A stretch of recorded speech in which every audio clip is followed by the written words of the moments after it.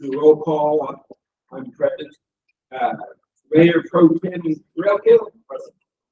Councilmember McClellan is absent. I'll give an update on him in just a second. Councilman Moses. Present. Councilmember Smith. Present. Councilmember Swenson. Okay, we have a quorum.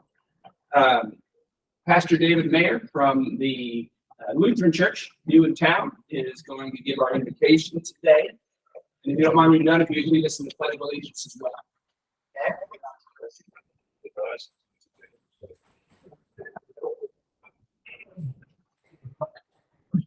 Begin with the prayer. Let's pray. Thank you, Holy Father, for this day and for all the good things that comes from you. We appreciate the peace we have and pray for the places in the world facing strife and war. We're grateful for the freedoms we have in this land and celebrate the fact that we can hold different views, especially in our political system. Help us come together for the greater good. We acknowledge that you have a divine purpose for each of us, every community and every nation. It's not about us, but about your plan. Guide our city leaders, Mayor Arnold, city council members, and all the city employees, as well as the citizens who discover this purpose.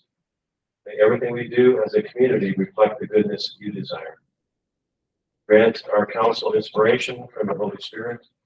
Fill them with wisdom, peace, and a clear vision to seek the well-being of Blanco and its people. In Jesus' name I pray. Amen. I pledge allegiance to God of the United States of America and to the republic one nation under God, indivisible, with liberty and justice for all. Thank you, Pastor. He apologized. He had to leave after he prayed because he has a cup of a canned salad in his car and he's got to get it. You get it over the top. Thank you. Few announcements first. You mind making out about Keith? I don't mind at all. So I talked to Keith McClellan today, Councilman McClellan. He's doing really well. He's hoping to be released from the hospital in a couple weeks, and just asked for your prayers and support. And I asked him if his wife Gail could distract the nurses, and I would break him out of there. But anyway, he's in really good spirits. He sounds great, and we're hoping to have him back in a couple weeks. So thank y'all. That's an answer to prayer. Please keep praying. That's as positive as I think an update can be. Few announcements.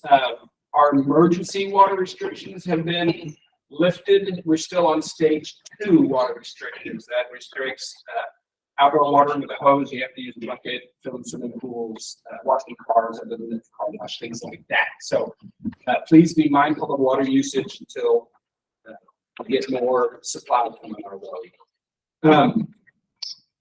Burn ban has been put into effect as of today. County commissioners met. Just hot dry. Please be careful. Not for fires. I've been doing weekly coffee with the mayor on Wednesday mornings or Thursday mornings. I'm switching for a while to wine with the mayor on Friday evenings. It's going to be at Esperanza from 5 to 6:30. My first guest this week is Candy Cargill, the water czar. So, if you want to come and have wine with the mayor and throw tomatoes at me, he's like, yes. Public comments. We have the sign up list. Yes, sir. I think this is a record attendance for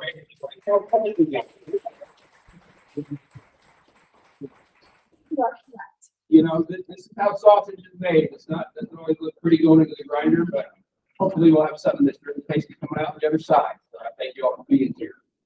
Gosh, 16 people.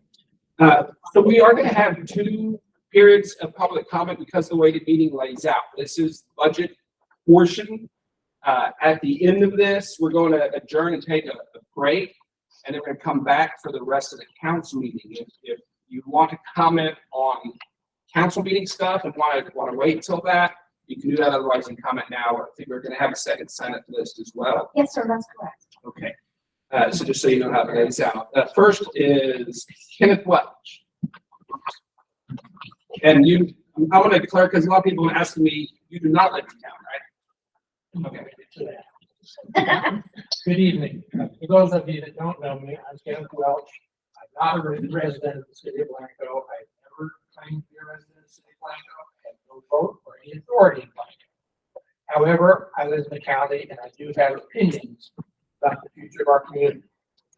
Tonight, we will discuss the budget for the coming year, and there has been much debate about whether to raise the city property taxes or shift spending around, which will result in reduced services.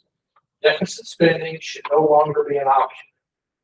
When the city fails to maintain a tax rate sufficient to pay the basic maintenance and operation costs of the city, then the services which are the city's responsibility fall short. We hear about high taxes at this time of year while every taxing entity is working through their financial situation. However, every day we hear about bad streets, poor customer service, traffic control and law enforcement, and the need for more parks and city sidewalks. Last year, the city council embarked on a well-thought-out approach to catching up the annual operating revenue for the city so that these daily services can be paid for on an ongoing basis. A new financial system has been put in place to accurately record and track all revenues and expenses. Blanco has kicked the can down the road for far too long, and now the infrastructure is failing with bad streets, broken water pipes, and leaky sewer lines. A strategy has been developed to address those large capital expenditures. But tonight, you must address the ongoing maintenance and operation of the city. Don't kick the can further down the road by deferring the increased revenue that is necessary to keep pace. Two more issues on the agenda that are going to be impacting the future of Blanco. First, the US 281 expansion and possible reroute will clearly impact all of us. We must have community input and full transparency as we ready ourselves. The decisions that are made will have a huge impact on the future of Blanco and will change the local economy to a degree that we've never seen before. Those decisions must not be made behind closed doors. Second, close financial transparency and security committee has the potential to be of assistance to city staff or to be a terrible administrative burden. The city's in the first year of implementation of the new financial system, which will provide both transparency and fiscal integrity.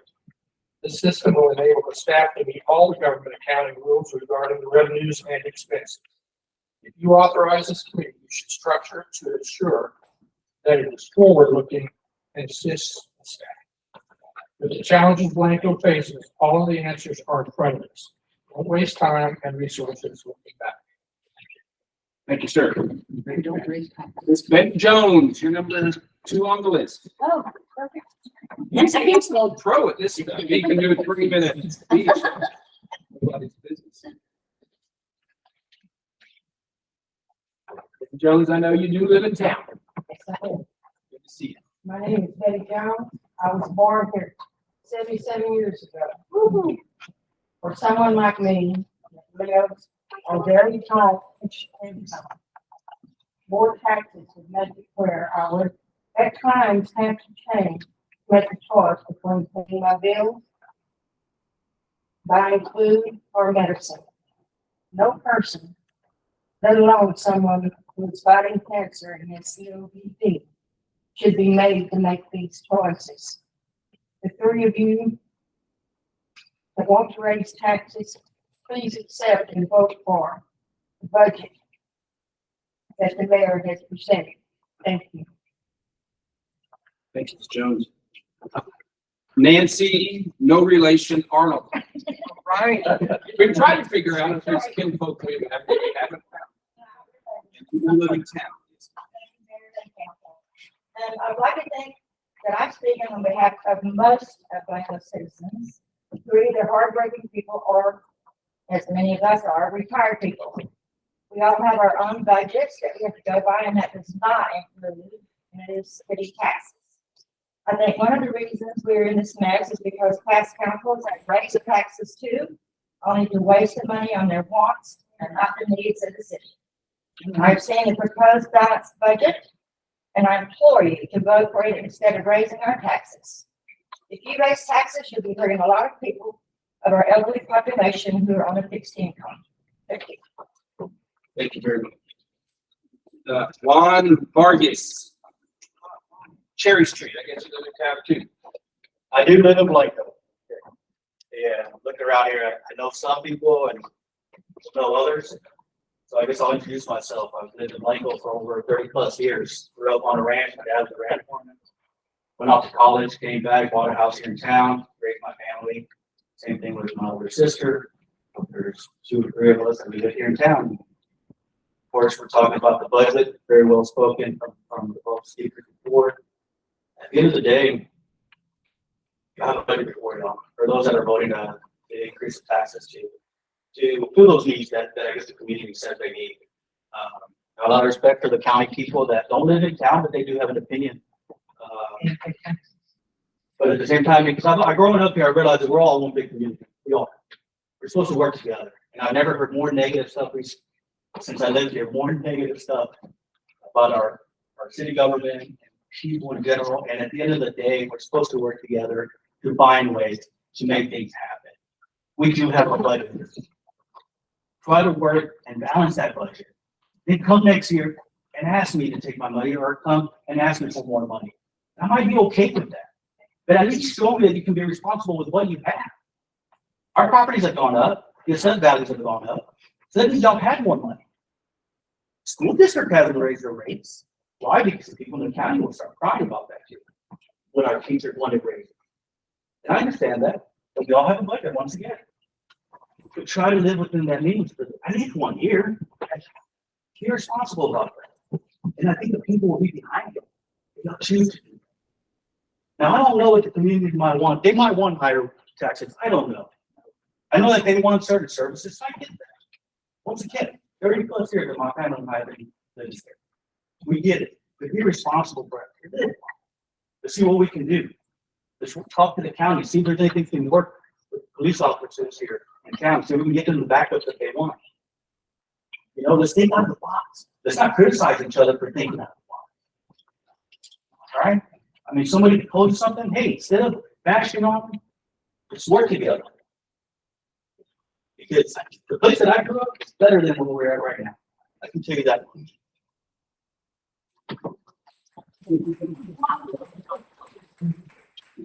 Well, thank you, sir.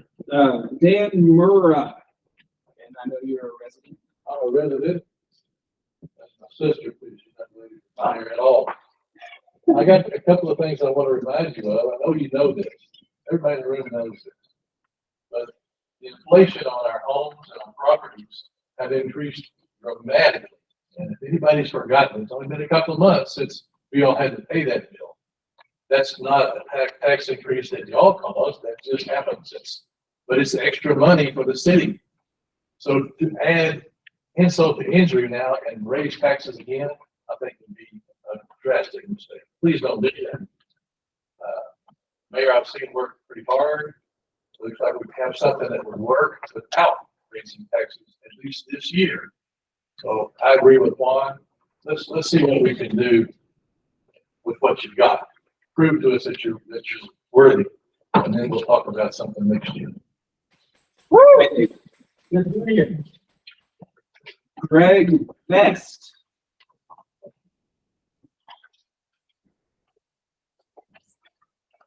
Thank you. Everybody, appreciate y'all listening to me. Well, everybody know, keep this in my family's prayers. Peace with anybody. So quickly, one of the first things I want to address is why are we having this meeting at 4:30? If you want community involvement, you don't have a meeting during the middle of the workday. I mean, that's just, you know, I'm reasonably self-employed and I still had to leave the Baptist church in Round Rock early and drive all the way back so I could be here to speak at 4:30. It doesn't make sense to me to have these when the regular people in town are at work. Like, if you want involvement, you need to have it from people to be there to have the involvement. So I'm mainly here to talk about the tax increase. You know, like it was said, due to inflation, due to property values, there's 10% more money than last year already. Like, that's across the board. And the only reason it's only 10% is because that's the most the state of Texas will allow it to go up over 1 year. You know, our property values went up more than that. So we're already talking about an increase. I also went back and looked at tax rates for different cities in the state of Texas. We're already kind of on the higher end of that. We're not at the bottom. Like where our taxes are, our rate is at the very top, but you can see it from where we go. So I looked at some other numbers too, like what different cities are spending their tax dollars on. So one of the things that jumped out to me is statewide, 40% is considered a very well-funded police department. And across the state of Texas, that's high funding for a police department. And some of the arguments that I've heard about making the police budget fit in fiscally responsibly with where we are fallacies. They're logical fallacies. Yes, we have more stops. More stops lead to more searches lead to more arrests, right? But that whole thing is a post hoc fallacy. That is saying that the causation and the correlation relate to what we're talking about. They don't. Yes, the causation at more stops leads to more arrests. Absolutely. You have more drug searches, you have more warrant searches. But the causation or the correlation between those arrests and our community being safer, there's no evidence of that. Waco is historically a low crime community. So that's on that. Another part of the budget that's way out of line is the administration. Typical administration around the state of Texas is 20 to 25% of our budget. We're way above that. Like we're way above that. The other thing that I've seen that bothers me is 80% of the city council hasn't offered any solution other than raise taxes. Yes. That is, it doesn't make sense. That's not why you're that's kicking the can down the road. That is another, we're gonna pass the buck and pass the buck and pass the buck and pass the buck. This time. Thank you. 3 minutes. Time's up. 3 minutes, Ed? Yeah, thank you, sir. Rachel Lumpy.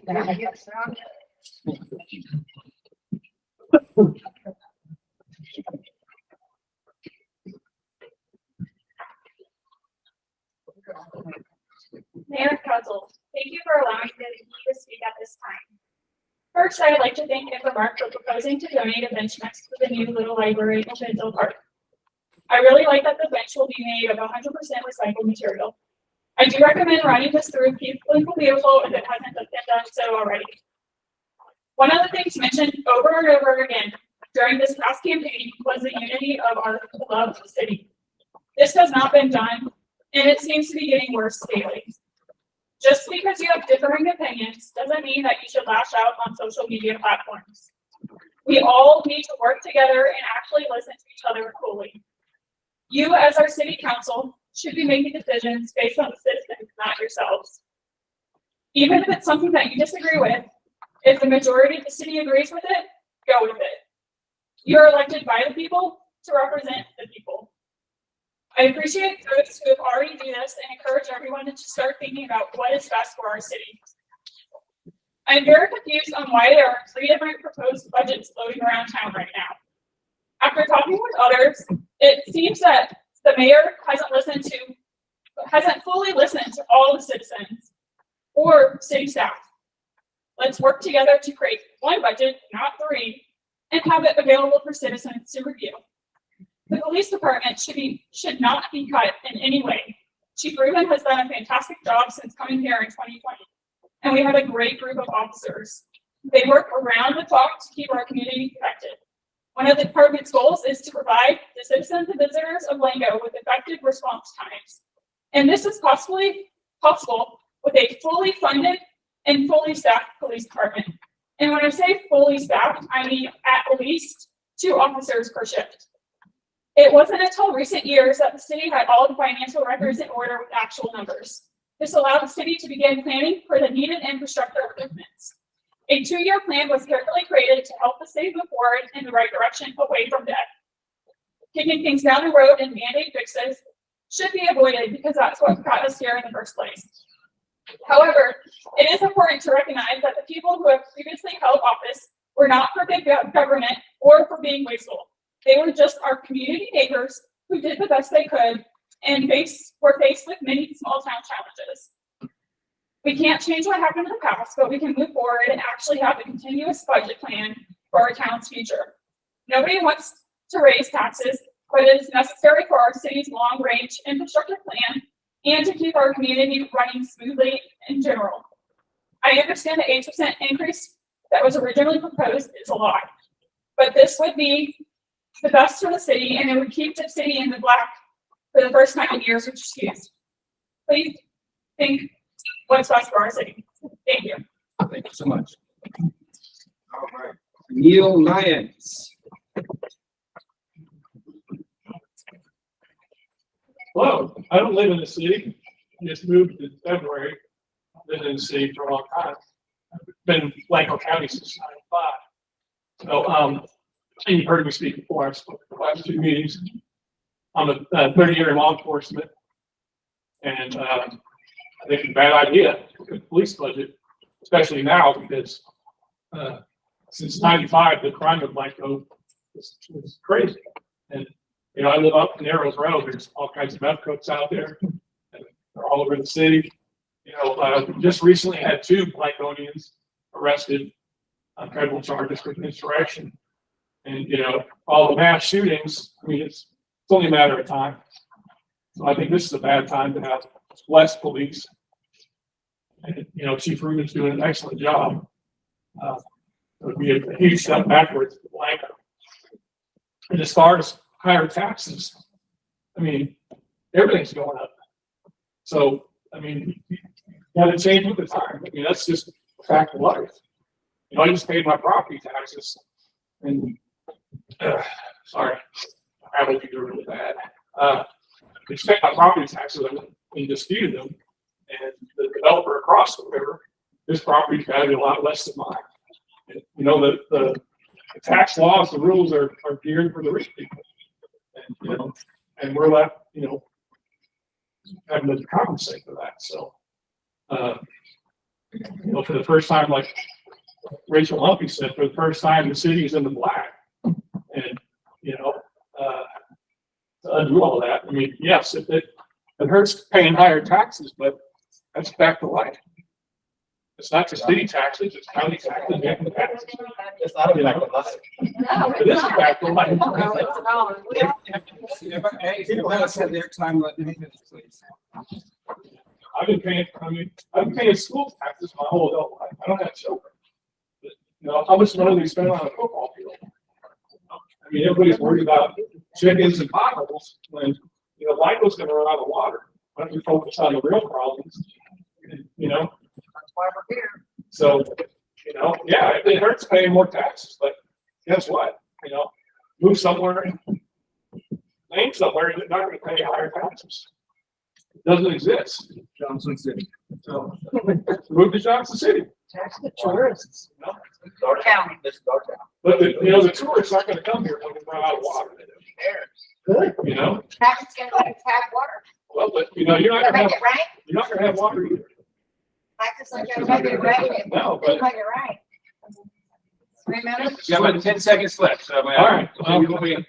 You know, cutting the police is a bad idea. Think of it from a career law enforcement officer. Awesome, thank you so much, sir. Trey Ashley.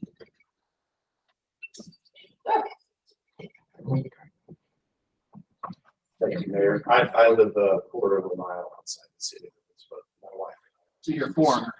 Yeah, we're foreign. There's probably no greater hot button issue than taxes. And you feel it in here. My recommendation, or my first thought is that if there wasn't a pothole problem, nobody would be looking to change a thoughtful police budget. Nobody would. So my question is, when you're trying to satisfy that issue, my concern is that you're now going to what was a thoughtful budget for a department and taking one pothole problem and creating another problem.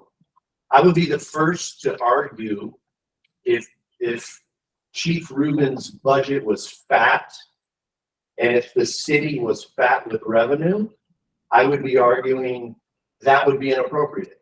It should be a reasoned, measured, rational budget, period. That's really what the issue is. So if you, and I completely understand that you need revenue, you need to cut expenses to try to figure that out. But my urge to you is don't take one problem and create another one. Please don't do that. If there's a reasonable analysis that that budget should be cut, talk about it. But I haven't heard it at all. What I've heard is that it's a thoughtful budget. It has been planned for a few years. It's a well-led department. And try to figure out other ways to solve these issues, because you never would have looked at the police budget if you didn't have this other issue, which tells me that that budget is rational, reasonable, and well thought out. Nobody wants taxes raised at all. But please don't take one problem and put it on another one because you think there's no other way to solve this. That's my. So thank you, Trey. Sarah Knibbot. And it says here, for you, I'm reading on behalf of a concerned citizen, like many of us, Blanco Bob Flores. okay, He's not here today because he's a taxpaying citizen. Does that work? All right. To the Honorable Mayor Arnold and City Council, pardon my not being here, but as you read this, I'm still at work, making a living and paying my taxes. There's word that certain council persons want to raise their taxes. Where is each member's budget proposal and or endorsement? Taxation without representation, responsibility, and reason is not acceptable and shows a total disrespect of democratic governance. We, the people, want and demand to see what programs and services need reform and possible budget cuts. Those entities that are not efficient or necessary must be reviewed yearly and cut if they no longer serve the people of our community. You know, we're correct. Do the right thing because it's the right thing to do. We, the people, want to see a list of the top 5 of priorities and continuous progress reports. Remember, you never get a second chance to make a first impression. Remember that until we see budget cuts first, everything else is a non-starter. Hear my words. Any council member who doesn't submit a budget proposal and votes to raise taxes will feel our wrath. We'll vote you out for being incompetent, callous, and arrogant. It's not your money. We are your boss, and you can and you will be fired. Accountability and responsible government is demanded by the people. I live here and I give here. I will give my vote to whoever is fiscally responsible. Tyranny will not be tolerated. P.S. If you want an idea on where to spend responsibly, you might want to do an assessment of our city's cybersecurity. Protocol procedures, passwords, encryption, and accessibility are crucial to protecting our infrastructure and our citizens' data. Too many cities and towns are considered soft targets to thugs who infiltrate a system and hold it for ransom. We cannot afford to be held hostage or pay out money we don't already have. I urge you to give the concern a place on the agenda. Do something before it's too late and we become just another sad statistic. You are in office to serve, grow, and protect this community. We the people are watching your every vote. One is not governed by emotion alone. Facts, figures, caring, and responsibility will make you a whole person. Robert Flores. thank you so much. Susan Moore.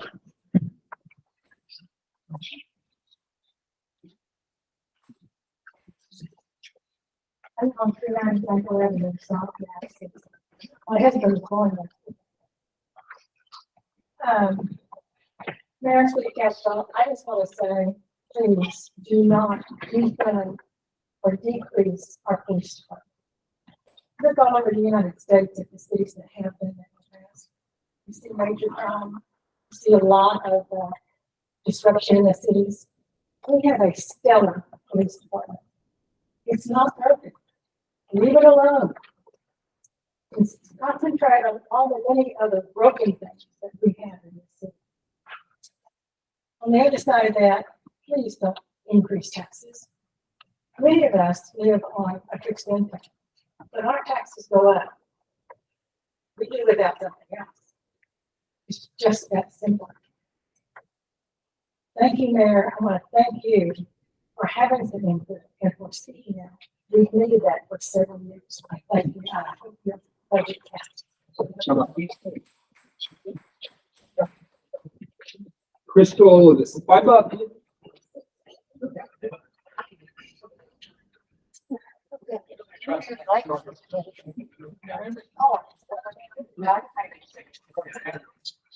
Hello, I'm Crystal Spiva. I'm the library director, and I am resident of the city of Blanco. Good afternoon, council members and Mayor Arnold. We would like to extend our gratitude for the $15,000 granted to our library last year to help the Blanco community. This last year, the library added over 1,500 items, which includes new books, audiobooks, and movies. We signed up about 350 new patrons as part of 2,500 currently active patrons. Of the currently active patrons, about 2,000 of them are classified as City of Blanco residents. Active patrons checked out about 20,000 physical items last year and about 5,000 e-materials. This year, we also provided over 150 programs to children, teens, and adults.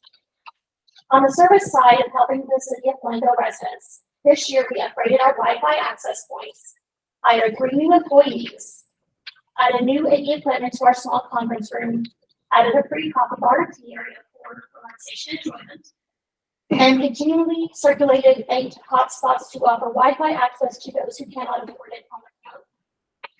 On the activity side of the serving the community, we hosted double our average children's programming, hosted this special exhibition, Not Alone, from Claude Bullock, Texas State History Museum, partnered with Jim of the Hills to present a special monthly pairing of Texas Hill Country authors with local wineries, distilleries, and breweries, all Reading Between the Lines, and provided free shred services for citizens and businesses.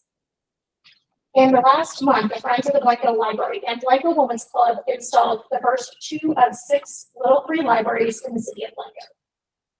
We also have a special announcement that officially today, Dolly Parton's Imagination Library has come to the Blanco County. The program provides all children birth to 5 years old 1 free book each month mailed to them directly. This program is a partnership between the Blanco and Johnson City Libraries to serve all of Blanco County. This opportunity was made possible by local foundations, donors, that support the Friends of the Blanco Library and community members like you. The mission of the Blanco Library is to provide open access to information and to promote literacy, love of reading, and lifelong learning opportunities for all members of the community. In the years to come, we plan to continue to provide new educational programs for children, entertaining and enriching programs for adults and teens, as well as finding new and better ways to provide the best possible services and resources for Blanco residents and visitors. Here's a little bit about our financial situation and a little bit of our history. The Blanco Library was founded by the Blanco Women's Club on October 12, 1938. When taxes passed, I'll give you another minute if you. wrap it up. We received 0.5% of sales tax collected outside the city in previous 1 4. At the time, the city was at the goal 8.25. So instead of reallocating funds, they contracted with the library for 10 years. And when that contract expired, each year the city councils had reallocated funds to help support the library and community. The library district received the average this year. We received an average of $25,000 per month in sales tax, originally anticipated at $22,500. We anticipated our expenses to be $316,850. With good management, it was only at $286,921 as of May. We haven't finished out our fiscal year quite yet, but we should be in the black. It's only through the donations and contributions from community members like yourselves, fundraisers, and service fees that we're able to stay in the black. Thank you so much for your support. Thank you. Can I ask you one question just for clarification? Because I understand the library district was outside the 2001 season. So everything annexed since then, it's in the city, you can tax on. We still continue to collect taxes on the original businesses that were originally outside the city. Yeah, so everything that's been expanded, so the Best Western and Peterson's Tire, all that stuff. So I'm just clarification. Okay. Absolutely. Thank you for all that you do. June Newhouse. Go to the next. Thank you. I'm June Newhouse. I do live here in the city limits. Have since 1997. I don't have any papers to tell you anything about other than I vote for every single, not every single person, but almost every person here. And it was for the betterment of our city citizens. And I have complained a lot the past probably 3 weeks on Facebook, feral chicken, anything I can get my squawky voice to say, because I think it's damn important. And last budget meeting, I left out here and I was furious. And it wasn't necessarily at the good people that you are, but it's the way that you're thinking. And I just think I have buckled down and tightened my belt up as much as I possibly can. And I just feel like maybe you guys haven't. I don't know. I know you live in the city limits also, but please, everybody here is here for one reason or another. And I think most of it has to do with taxes and the library and the police department and everything else. Well, altogether, I say the taxes. If we can skip a year and not have to buckle our budget up a little bit more at home, and you guys look at our budget and slim it out a little tiny bit here and there, we should be able to show some positive blackness. And I think it's real important. I'm counting on y'all a lot because I don't have the guts to sit where you're sitting. But you guys took on that job and I appreciate it if you think about us and why we're sitting here today. Thank you very much. Ms. Rhoda Martin.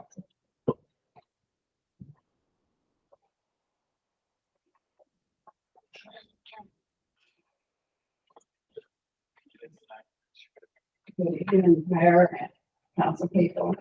I'm here to talk about the rock wall, and it's on the agenda tonight for the budget. Back in 2018, I was chair of the Historic Commission. I had been for several years, and I had talked to the city many times about that rock wall and how dangerous it was, and they didn't do anything about it. So one night, I just took it to the city, the Historic Commission, and we sent a demand letter to the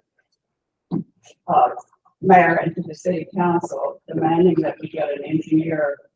And at that point, they agreed to do so, and we got Patrick Sparks Engineering out of San Antonio, and I think I'll have something about that tonight.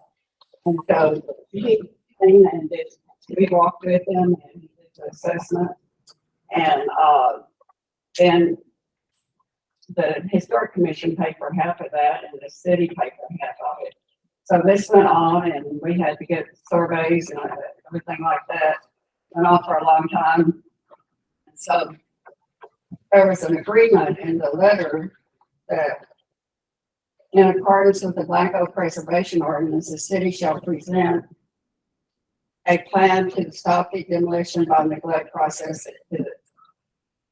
But anyway, that they would give us a report every month on what they were doing to take care of this. Well, we did, Martha Gosnell would bring the report verbally, and then in the very end, we got surveys on it and everything, and so we, at the very end, it went on hold, and it got put on hold up until recently. And we're trying to get this, and I want y'all to be sure and vote for to get Patrick Sparks back to do an assessment, to renew the assessment. I think there's a deal going in with the Corps of Engineers of the city council has plans put in. And this is through these years, it's been 5 years. And now Heidi has been here telling you what has happened to their building because this hasn't been done. So at this time, I just wanted to come up here and get y'all to be sure and vote for the amount that the mayor has been put into this budget. I think it's $45,000 to bring Patrick back in, to get it going again, and there'll probably be some more fundraising to have to be done to get it rebuilt and rehabilitated. Thank you very much. Marcella Murrah.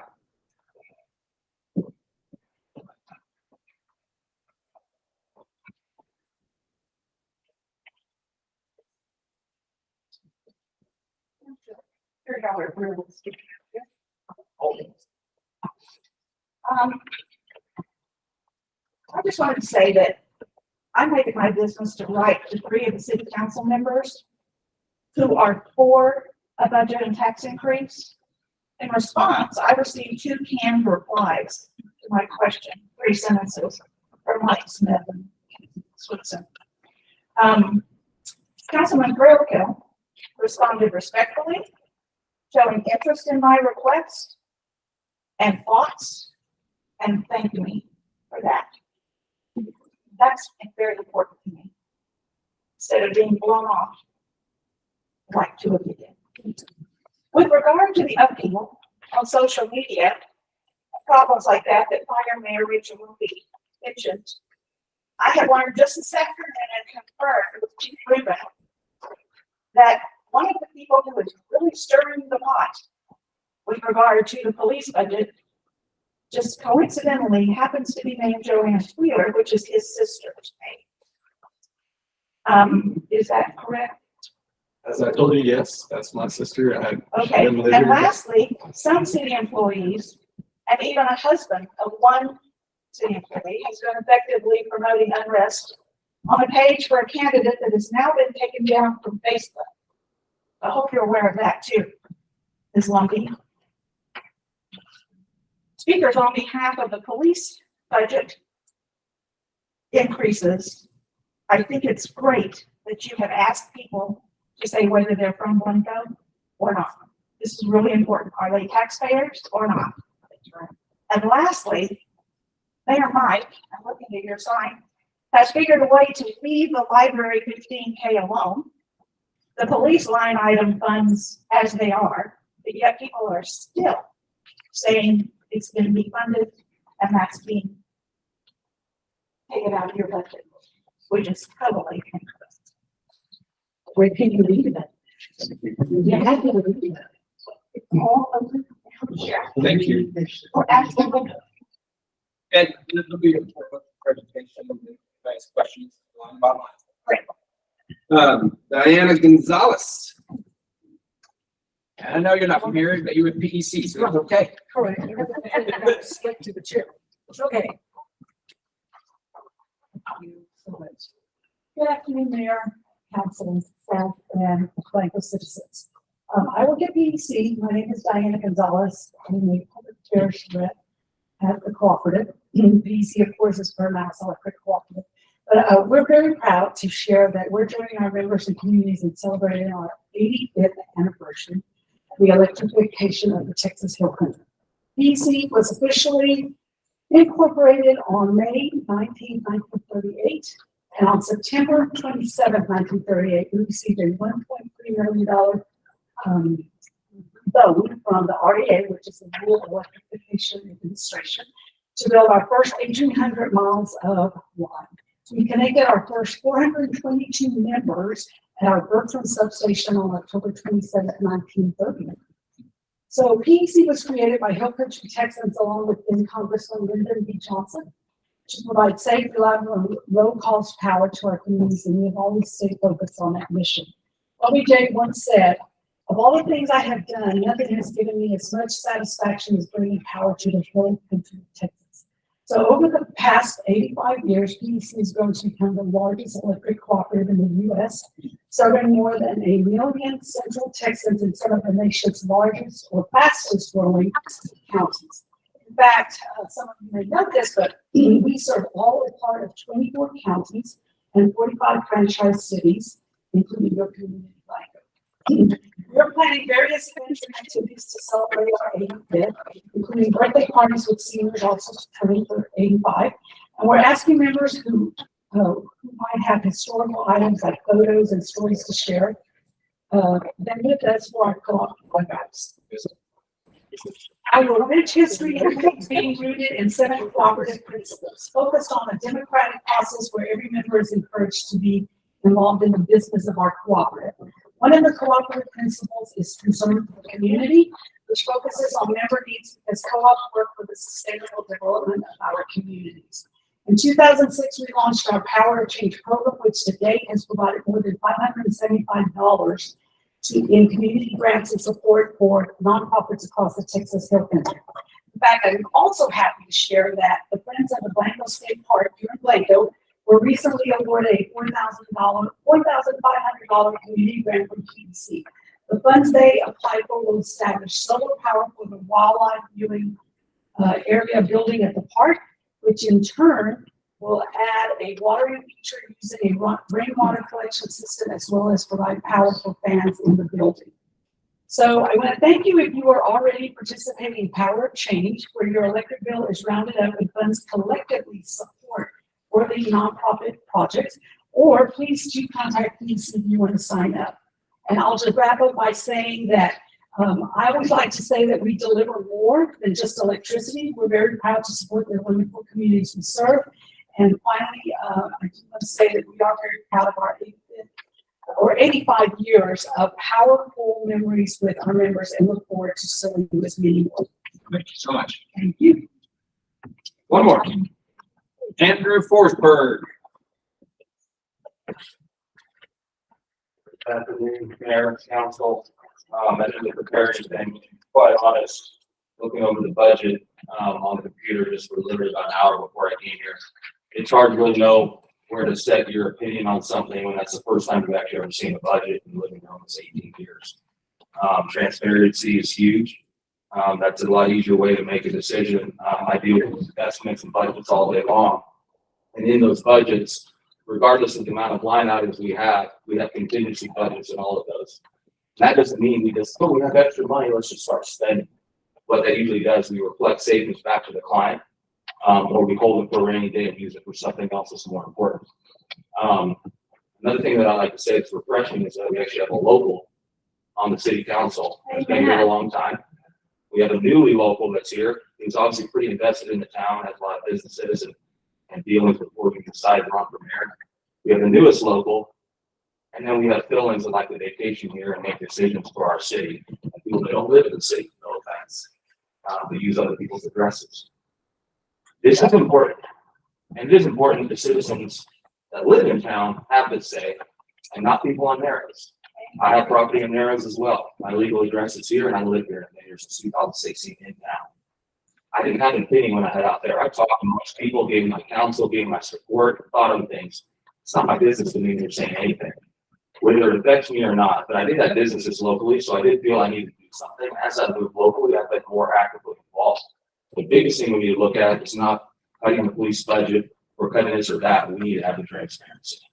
And I think because we just now have the transparency, this gives an opportunity for people to understand what's going on, how much we actually had coming in, how much would the tax increase actually bring into the city? So if I had an extra percentage, how much is that? Is that 20 grand a year? Is that 30? Is that 100? Is that $500,000? I don't know. But I would like to see what those numbers are and say, okay, we do raise the taxes, let's say. Let's hold on to that increase of tax money till the end of the year, and then you let the citizens decide how they want to spend it. If you want to focus on water, if you want to focus on roads, knee-jerk reactions are not good. When I send an invoice for a service performed, I don't send an extra line item with a random no description and an extra $1,000 on there. I'm gonna get called out every single time. But if I had a change order underneath that service with the description of what I did, hey, I filled 20 potholes for you that you asked me to do. I'd be okay with spending that money if it was from a tax increase or if it was from slimming the fat. There's quite a bit of fat. I hate to say it, we love parks. I like roads better. I drive them. I love all the other little library things, the little keep Blanco beautiful, all these other things. That's great. But I'd rather have safe sidewalks for my kids to walk on so they're not dodging an F-150 that's dodging potholes and hauling, you know what, on the road. So anyways, look at the budget a little more, be cautious before you make decisions, and, appreciate what you guys do. All right. That concludes the public comments. Moving to the budget workshop, Mr. Escovy.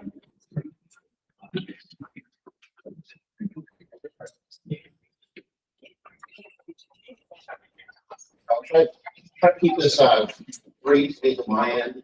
I always believe that less is more. So this 23-24 budget is coming here. Okay, so I want to kind of, I think I read a lot online. It seems like there's maybe a lot of people really understand the general fund and the enterprise, but I think some people really don't. So we basically have the general fund and an enterprise fund. Next. General fund revenue, it's ad valorem taxes, which right now is, sorry, that's actually incorrect. It's 35 cents, 0.77 per $100 valuation.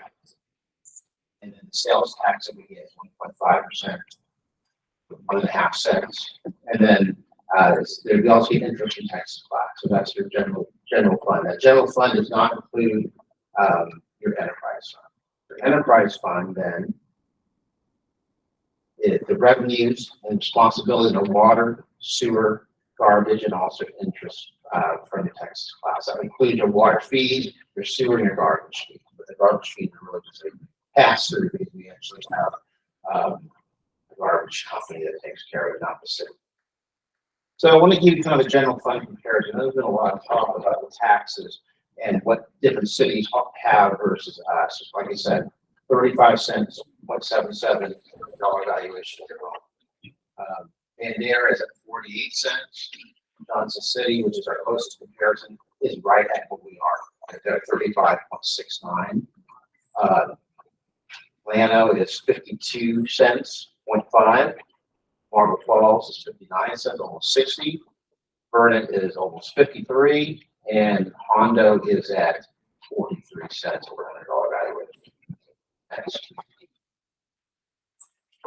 So let's start with the budget process. I think there's a little bit of confusion here. I want to make sure budget to actuals last year, we started to prove that in June of 22. When I first got here in January, we had some budget to actual, but they weren't really accurate. A lot of things that we didn't know in 21. And what happens is your budget is basically looked at for the year before. What you spent is in a sense what you're looking at moving forward.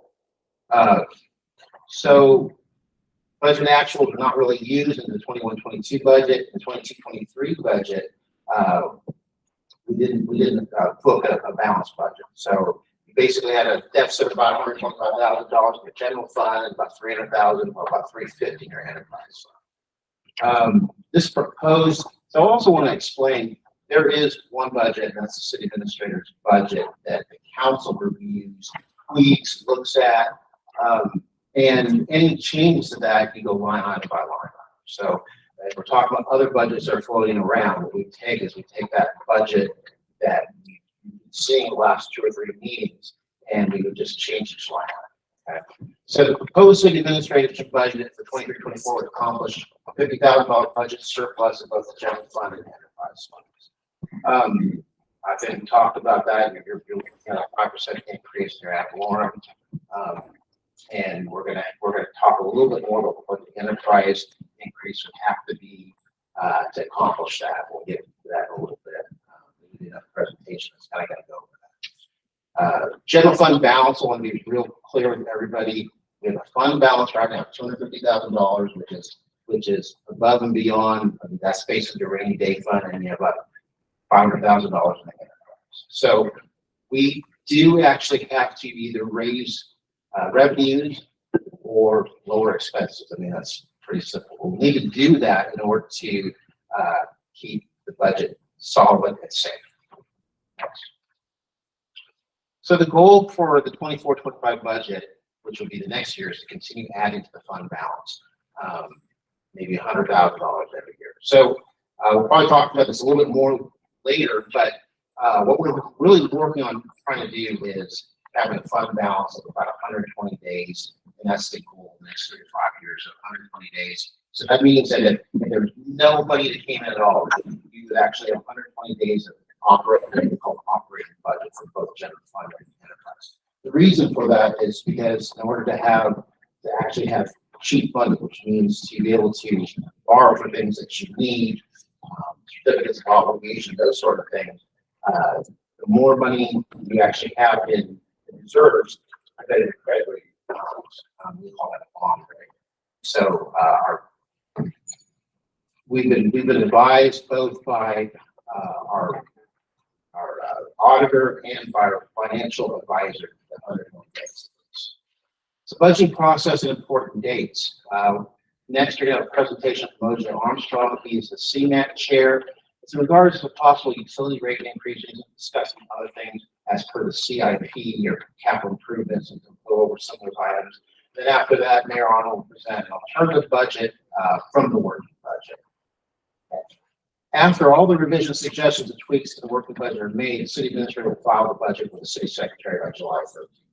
I'll let you know, the state law said we have to have it for 30 days. File with the city secretary. It'll be on our website. It'll be for public view. It has to be at least 30 days. It'll be, I think, 33 or 34 because budget will be voted on August 14th, as well as the ad valorem tax rates. If it's increase or stays the same, that also has to go with the budget, the support budget. Yes. I think that's it. Great. Thank you very much. And you said OJ. OJ, and then you, sir. Okay. Mr. Armstrong. OJ Armstrong is the head of the CMAC committee, the infrastructure guru.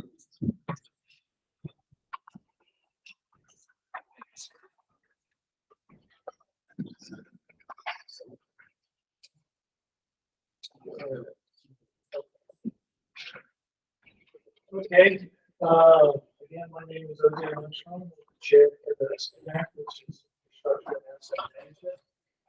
And we are tasked with dealing with water, sewer, and streets. And so, this item we're discussing today is a proposal for a new rate order, which runs our water and wastewater activities. Some of my other members of the committee are here. If you all stand.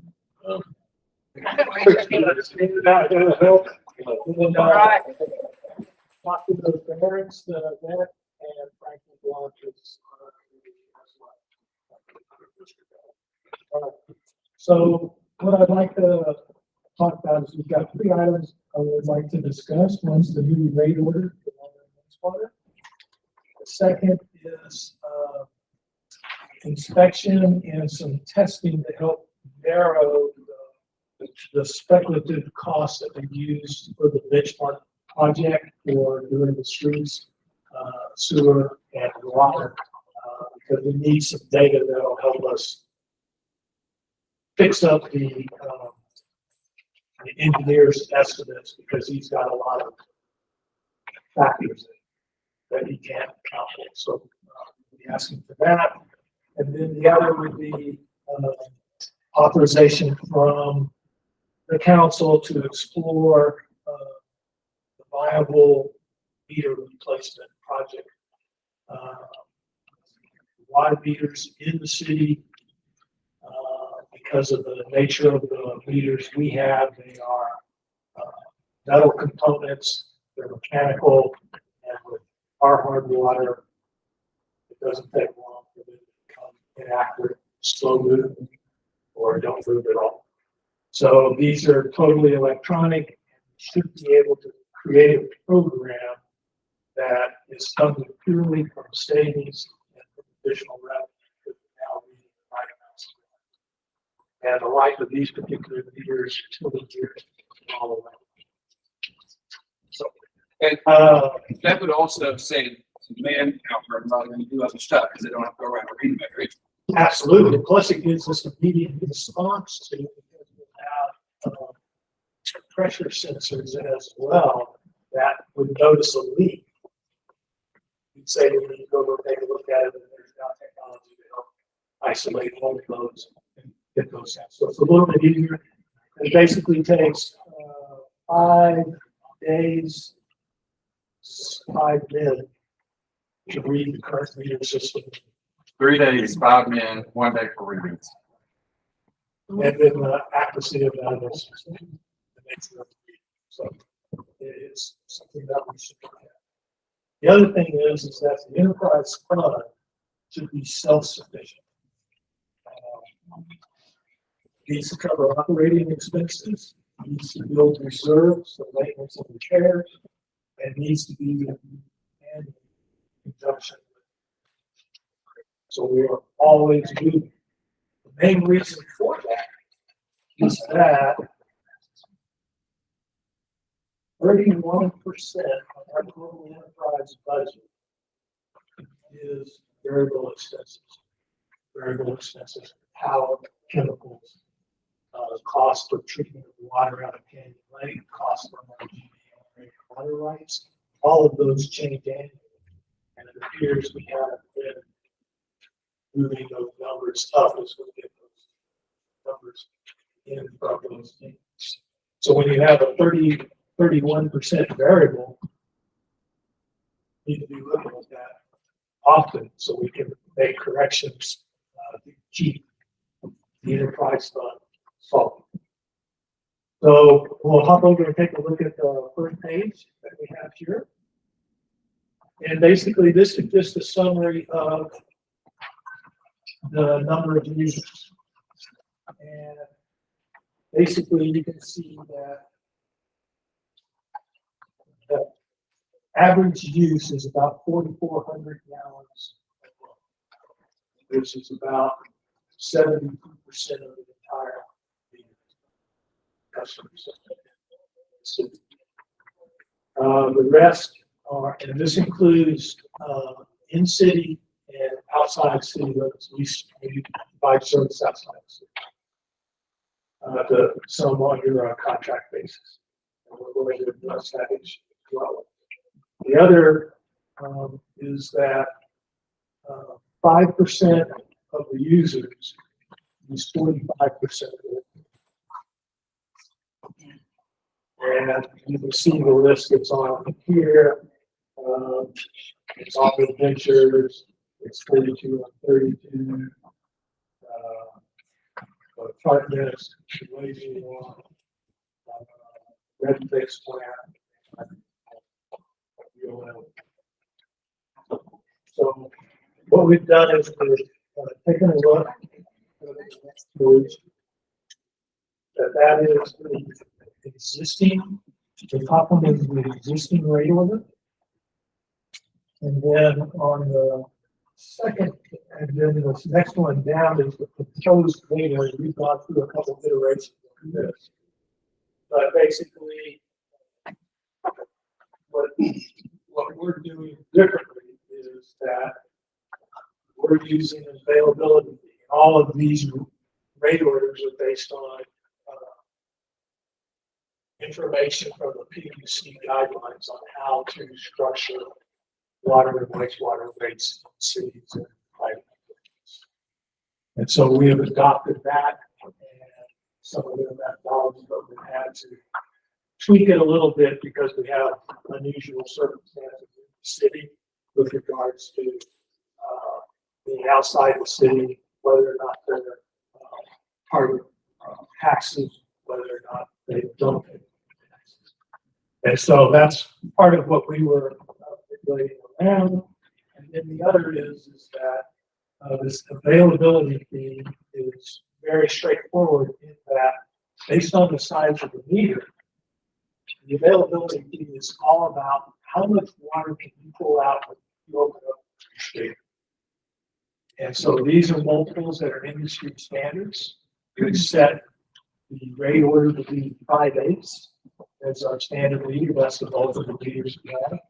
And so if you have a meter larger than 5/8, you get a multiple to that availability fee, and that's in the third block down the page.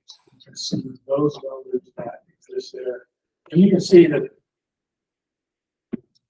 1,300 or almost 1,400 all have 5/8 meters, so it's not a huge issue. This is some of the other larger entities that we have, apartments, businesses, those types of things that have larger meters.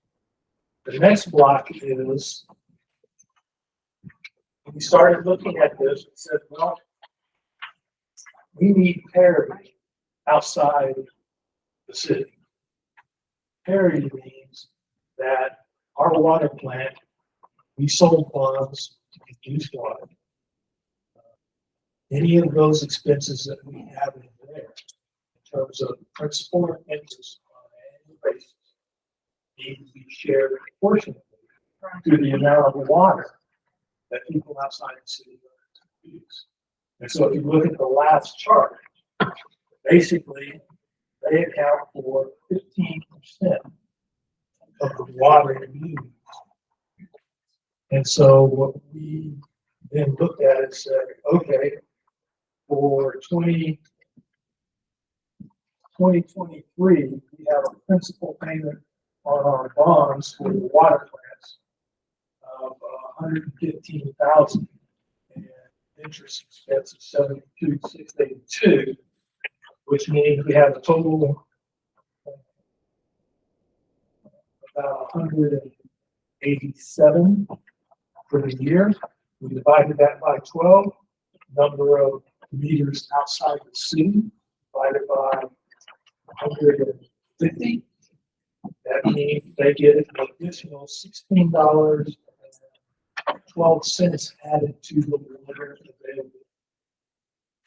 And then again, the multiples still apply based on the size meters of it. So this is equity and parity for all of the water we deliver inside and outside the city. It was our simplest and fairest way to kind of address that issue because it has to be addressed. So if you look at that rate order, the only piece that I will say about the rate order is yes, at the 15,000 gallons, every 1,000 gallons after that is $27.41. We're amenable to spreading that out to accommodate a list of users that use 16,000 gallons, use 18,000 gallons, or whatever it takes to pare down that number rather than take a big large block at $27 a thousand. Some of them may end up making probably 16, 17, the next week, 18, 19, 21. We just need to work on it. But concept wise, that's what we're looking at. Okay. I know it's a lot. We're overwhelming, but if you're looking at the LCL company for $29,000, what you're saying is the add to the monthly bill, this extrapolated out straight line is 16.12, but that number may change and vary depending on usage. Is that correct? yes, because all sizes of the meters, if you look at the second chart up from that one, you see there it says equivalent. So if you have a 5/8 inch meter, it's 1. If you have a 1 inch meter, it's 2.5, which means I can pull out 2.5 more gallons than you can out of the Right, and so that number would be adjusted. Would that Yes. adjust this number down according, or is it? No, that's at the bottom 5/8 rate. So all of those, that 16 will get a multiple of any of those users outside the city. One meter greater than 5/8. We do have a number of users outside the city that have larger meters. Okay, but in your total number of customers at 150, that's meters, not whether they're 5/8. Right, it's just meters. Right. And so we'll just so it's dividing it up. It's saying, okay, right, here's the unit, but if you have a 2.5 multiplier, then it's 2.5 times $16. Okay. And that gets added to their bill. Right, to the bigger, to the larger meter. Right. Okay. Again, based on, because we have these variable expenses, enterprise fund is approximately 19% underfunded consistently. So what this rate order will do is correct that, and we should be net zero going forward, and still build a reserve to be able to take care of our own maintenance on those outlets. So we wouldn't have to go to the general fund. Right, now I'm gonna have a question for Warren, I guess, when you finish. Okay. All right, so let's move on to the next item that we wanted to discuss, which is some of the work that we need to address the benchmark project, which is 9th Street, if you remember. So the first one here is the map, and 9th Street is the project that we were looking at. That's in about the middle of the page. See on the left side. See that? The entirety of it. It was only for that street. So what we discovered was we really impact infrastructure to the north, the south, east, and the west. And so we really need to look at the size of the pipe that's out there. So HR Green is finishing up the study. They sent an email to you and I. They wanted to redo there where they just keep all the data. That's an annual expense. Whatever. They're about to finish up the water survey, and hopefully we'll get some of these resolved. Because if you look at the scheme, according to this map, we have 2 water lines right down the state street. So we really don't know is the issue. That's why we were having a survey done, because they're basically going to locate valves, locate fire hydrants, and then see if they can make some judgment as to what line exists and which line is not. Because some of these are probably asbestos cement, some of them are iron, some of them are probably thin wall PVC. We don't know. But at least we can start isolating it, so if we take on projects, we'll be able to get in and identify them. The other is that if you look at the blue lines, what's interesting is we have lines serving half of a block, and in a proper grid to maintain pressure across the system, we need to be kind of interconnected. If you look at this particular map, there are 1, 2, 3, 4, 5, 6 dead end wire. Not good. So that's one of the things we'll address going forward with that. So if you look at the next page, these are the estimates for doing the work from the engineer or bureau. And so basically, this is where we talk about they have got contingency numbers in there and all of them. What we're trying to do is hone it down a little bit. And so if you look at this, there are 2 scenarios. One is the sewer lines where we can use the technology. It's called CIPP. We basically slip in a liner down it and pressurize it up, and it seals the sewer line, and we step back to cut the taps, and they can stay in the middle of the street. Water lines, we definitely need to move from under the shutters because they're more susceptible to wear and tear, people pulling off to the side of the road and all of this. We look at the intersections and we look at some of the streets that we're going to cross. A lot of people park half on the street, half on shiprock or whatever, and starting a house and find something. And so that just starts to erode the subbase. Once the subbase goes, it goes, now your pipes are susceptible to breaking. And so that's some of the things that we're trying to address in this benchmark plan that Bayer had requested us to do. So what we're going to ask for is that we need about 7,500 to 10K in engineering costs to get soil testing. So that way we know what kind of subbase we're dealing with. We take it in different parts in the city, but we need to know what the subbase looks like so we can design a property base.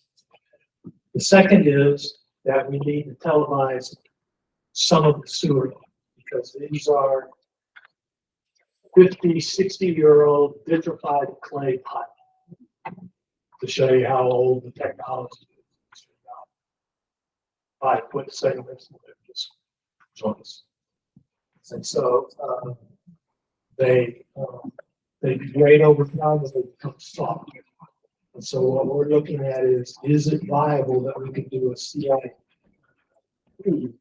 process to restore them to usage and long-term versus digging up all the sewer lines, digging up all the fire lines, and digging up the road all of the time to get all the. Well, that's the dilemma we're under to do that. And so we would need about 30K to televise the lines, and that's at $10 a linear foot.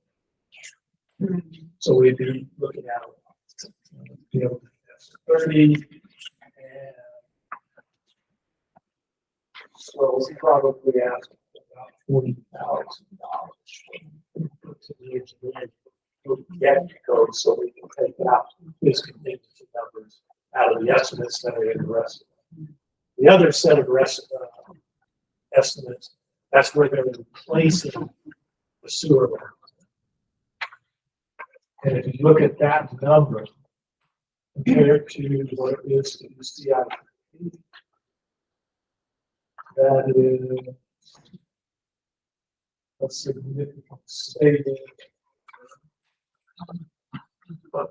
So to do the sewer line replacement, rebuild all the streets and do the laterals, it was $473,000. We did CIP, we think we can get it down to $375,000. So it's a significant percentage to be able to make CIP placement rather than being it up to But it costs $30,000 to find that. Yes, because we need to know that, and really the soils piece is for the paving. Now, Mayor Arnold sent an article about technology that's been approved by TxDOT, where they use a solidification method to build the base, and it's got high strength to it. It's less expensive, and we could actually go back with chip seal versus 2-3 inches of pavement, because this is completely mixed with a mixer going down. And then it only takes 6 to 8 hours for this to cure, and then you're ready to get it. And when we were talking to them, we actually talked to them about extending it beyond the normal width of the road. So if we have a rigid structure on the outside that won't allow push, then we can take care of a lot of issues without having to do concrete ribbon. And that's what's in this estimate, is to rid of all the ribbon and the outside edges of it. None of these estimates have actual sidewalk. Well, no, because part of the issue is we can standardize what size the street needs to be, but it's my understanding there are a lot of surveys for the same street that aren't the same way. So it's a dilemma, and so, there are places where might be able to pull that off, other places. Question on the sewer line options, the replacement versus the CIP. I guess you have to address it case by case, but I know of my own experience where there's areas of the city sewer pipes that try to flow uphill. I mean, there's guts and there's. Well, yes, and we'll find those as we come to them. Those are obviously going to be. Yeah, can CIP. Right, but couldn't do CIP, but we might be able to do something else. And then the other is for the vacant property that's out there, what we may do is put a tap to a manhole, run it out to the outside edge, put it on a manhole, and then if there's 3 or 4 acres that need to be developed, we got a place for it, without going back in. So that's kind of. And, okay, just for clarification, we are talking about 9th Street between Greenlawn and Elm approximately. Yes. And this would be a test case. It's kind of a set of benchmark. Okay, to see how we can extrapolate this across the city more widely. Because under the pavement, they have minimum criteria. So we're going to have to think through how to look at some of those technologies. This company has done business in Texas. They've done some of the they've done some in Houston, they've done some in Amarillo, Lubbock as well. And general consensus is it is substantially cheaper, especially if we can put a single coat chip seal back on top. The roads will hold up much better because roads fail from the bottom up. They don't fail from the top.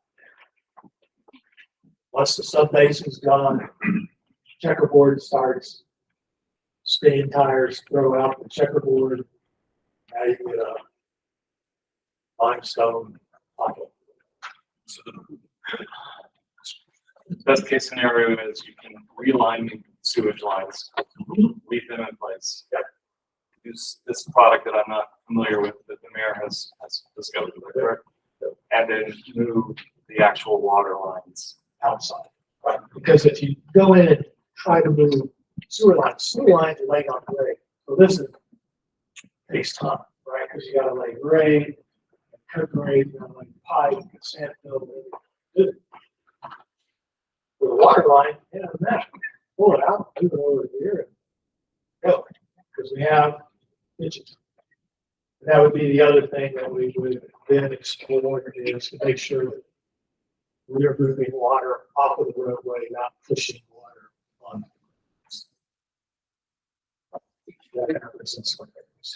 Is this a second scenario where 9th Street says going east from 281? Is that just is that an alternative? Yes, because that was on one of our original CIPs, was to go to the east. So if we got looked at that, really needed to figure out 3 miles to the paper, but do the other than we would do. But again, we need that data first, so the engineers can go, okay, we're gonna need at least this much, or that the alternative paper guy can say, yeah, we need this, we'll give you, in some instances, 10 times the strength of a limestone base, which is big for us. Can you tell us why this stretch was identified by your committee as the right place to start? It was a collaborative effort between us and the mayor. And he goes, that 9th Street's really bad. I said, yeah, it's one of the bad ones. It was graded. It was on the lowest tier of your grade system that you'll come up with. There, and then 10th Street, the one that's by the school barn, the middle school, that road where all the buses pull in. It was a close set. Yeah, I mean, you'd say this was just a good cross section, good start. Yeah. And so that also helps us expand to when we look at this, how much outside of a particular road we need to address. make sure that we. And again, let me add, this is a test only to get pricing and to verify the engineering study. But that was chosen because it at least showed up on 5 or 6 different reports. It was either had bad sewer or bad water or bad potholes or bad asphalt or it showed up too many times. So he said that would be a test case to ask the engineer how we would repair that. And then he did, he came up with an estimate and we said, well, we want to challenge that estimate. Right. Yeah. Sorry. Okay, then the last item I wanted to talk to you about was the meter changeout. And I've got 3 sheets here that talk about that. The initial discussions with them are that this is a long-term solution because again, they're not running meters for the last several years. We've got mechanical meters that are still in the ground that are probably 20 or 30. So, you know, there's the number that's thrown out and we don't account for or lose 27% of the water. I think a good chunk of that's because we're not collecting for it because Right, meters. yeah, so the meters we have, they're all mechanical. So all it is a disc that spins like a little propeller. When the water goes through it, it is registered. So over time, what happens is because of our water being hard, they corrode, they slow down, and so it'll just read lower, but we don't have a mechanism to sit there and pull. 400, 400. Yeah. And so we talked to this group here that does the electronics, and basically their premise is that they provide all the financing. It's covered by the revenue increases we get and the reduction in expenses that we see. And so from our perspective is this is a fix that really is a non expense to the city. And we just need authorization to explore it further so we can get down to the numbers. Have a better idea, but the principle sounds great, and it gives us a lot of data that we can then use. Detection to do this balance of the water we actually purchased, where did it go in the system, where is it being stored, and how much did we use. So we can get those kinds of numbers, then the enterprise fund or self-sufficient. Just a quick statement about estimate number of man hours a month spent metering as is. We spend 3 days, 8 hours a day, and then we'll spend 1 full day doing readings. Basically for meters. And that's the whole crew. That's the whole crew, 5 guys. So if we had electronic meters, those days we spent patching leaks. Yes. And actually, so they would be recorded on the hour. And so what we can find is leaks. If somebody's gone or they're not there and we're seeing that it's been running for 5 hours. Somebody's not there, right? To save water. But we just want authorization to be able to pursue that. Okay. That's kind of all. No questions are done. When I Except got for monitoring. my water hooked up, some guy from the city came out and put that flow valve on my hose. Is that something that is usually supposed to be part of the meter? No, it's in the city, they're all open hose doors. It's an ordinance that it's supposed to have a backup. Okay, I wasn't sure if that Yeah, was. so just a screw on hose. Right, Yeah. I just didn't know if that like belonged on the meter or not, but that's the right. No. place it's on. It's supposed to go on through the hose bibs.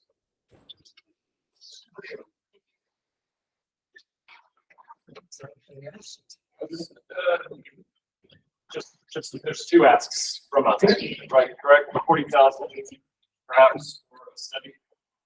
Oh, to get some testing done for the additional project, yes.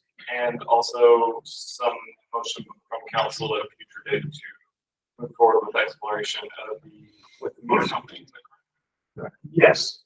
Well, let's go ahead and do that, and then the other is to, adopt technically the rate order and just tell us what changes you want to make to it, because the last number is overwhelming, right? It's $27 a pound. And we can spread that out depending on what we do, so again, the top 10 users use 45%.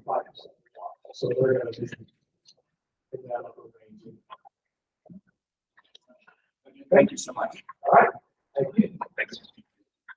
All right. Well, if you don't mind, Warren, I do have a question. As far as what okay was presenting and everything, do you know how much out of our general fund subsidized our enterprise fund last year?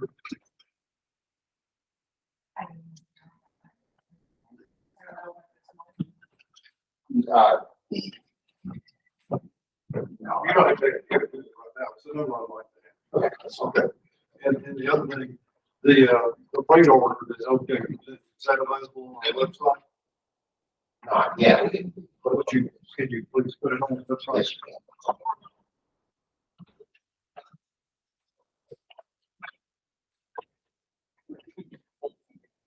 Thank you. Sasha, do you have that PowerPoint? I've been working hard with Warren and Sasha.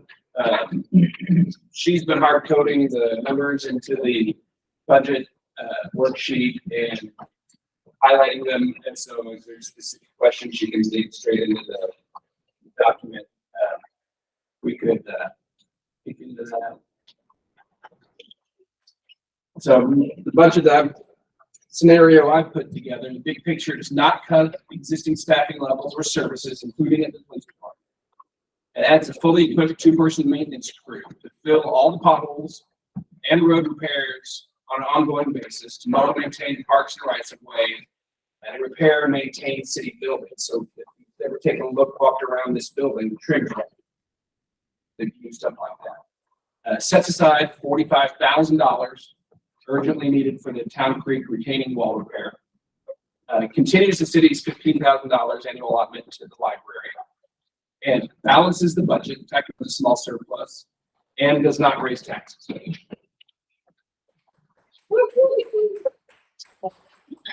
Why is this important? Well, you've heard from a lot of folks. We're in tough economic times. I mean, you got to take things day by day and year by year.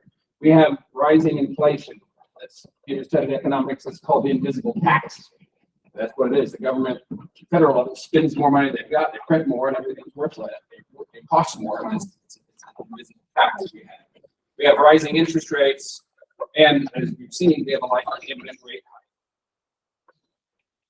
hike. And property values, if you're a landowner and you see, oh, my property value's gone up, that can be a good thing if you're going to sell your property. If you're not, it's just more expense. And with the economy the way it is, it's a double whammy. We're getting higher taxes because our value is going up, but we're not making more money to cover that. And for folks that rent, that's even worse because they don't get the benefit of the increased property taxes. It just gets them on rent. So it's tough times. This is from the Bureau of Labor Statistics. This is the cost of living in the United States in the last 12 months. Going up. Next. I picked this fairly random, just through the CAD, properties throughout, the different areas of the city. These are taxes paid 2020, 2021, and 2022, those three green bars. See, this is local property owners, one on Lazy Creek, the other on Con Street, one on Singleton, one on 7th Street, and then the last one is a commercial property on 281. Everybody's paying more in taxes. If I had gone back a few more years, that line would be just a steep increase. We're paying more in taxes every year. Next. This is from the budgets of those same 3 years. This is the income the city makes from those tax increases. We're collecting more money from our people every year because the property values keep going up, whether we raise the rate or not. Next. I'm asking you all to think of our budget as if it were our water supply. We went through a water emergency this past week where we all had to, and we had to shut down the car wash. We're all in this together. Times are tough. Our money supply, our economy is not great this year. If the budget were our water system, I'd say we need to go on stage 2 restrictions like we are. I mean, that just only makes sense. We're supposed to be a government of the people, by the people, and for the people. If we're telling everybody, yeah, I mean, everybody else is having to restrict water usage, but we keep watering the park liberally, that doesn't seem right to me. We all have to be in the same boat together. And I believe that's the right thing to do. So details, maintenance crew, 2-person full-time crew. The budget includes first year, all the equipment they need and materials they need. Warren and I had a good meeting with our 2 local county commissioners, in depth, going over each of our county commissioners supervises a 2-person crew just like this. They know the equipment that's needed, they know the way our roads are built, and they've offered to help coordinate, advise, cooperate with our crew if we get one. Fill potholes year round, forever. Repair, maintain city buildings, mow, landscape, and more, like fixing this building that's falling apart. Next, more details to my budget. Savings. This budget does keep open for now the currently unfilled on paper empty box on the police department organizational charter. Now, folks are saying, oh, don't, it'd be a hardship, cause problems with the police department.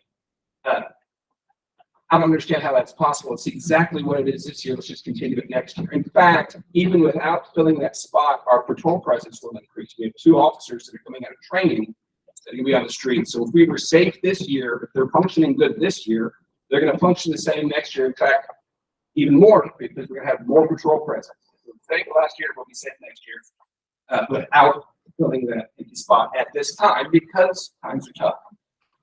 Vendors.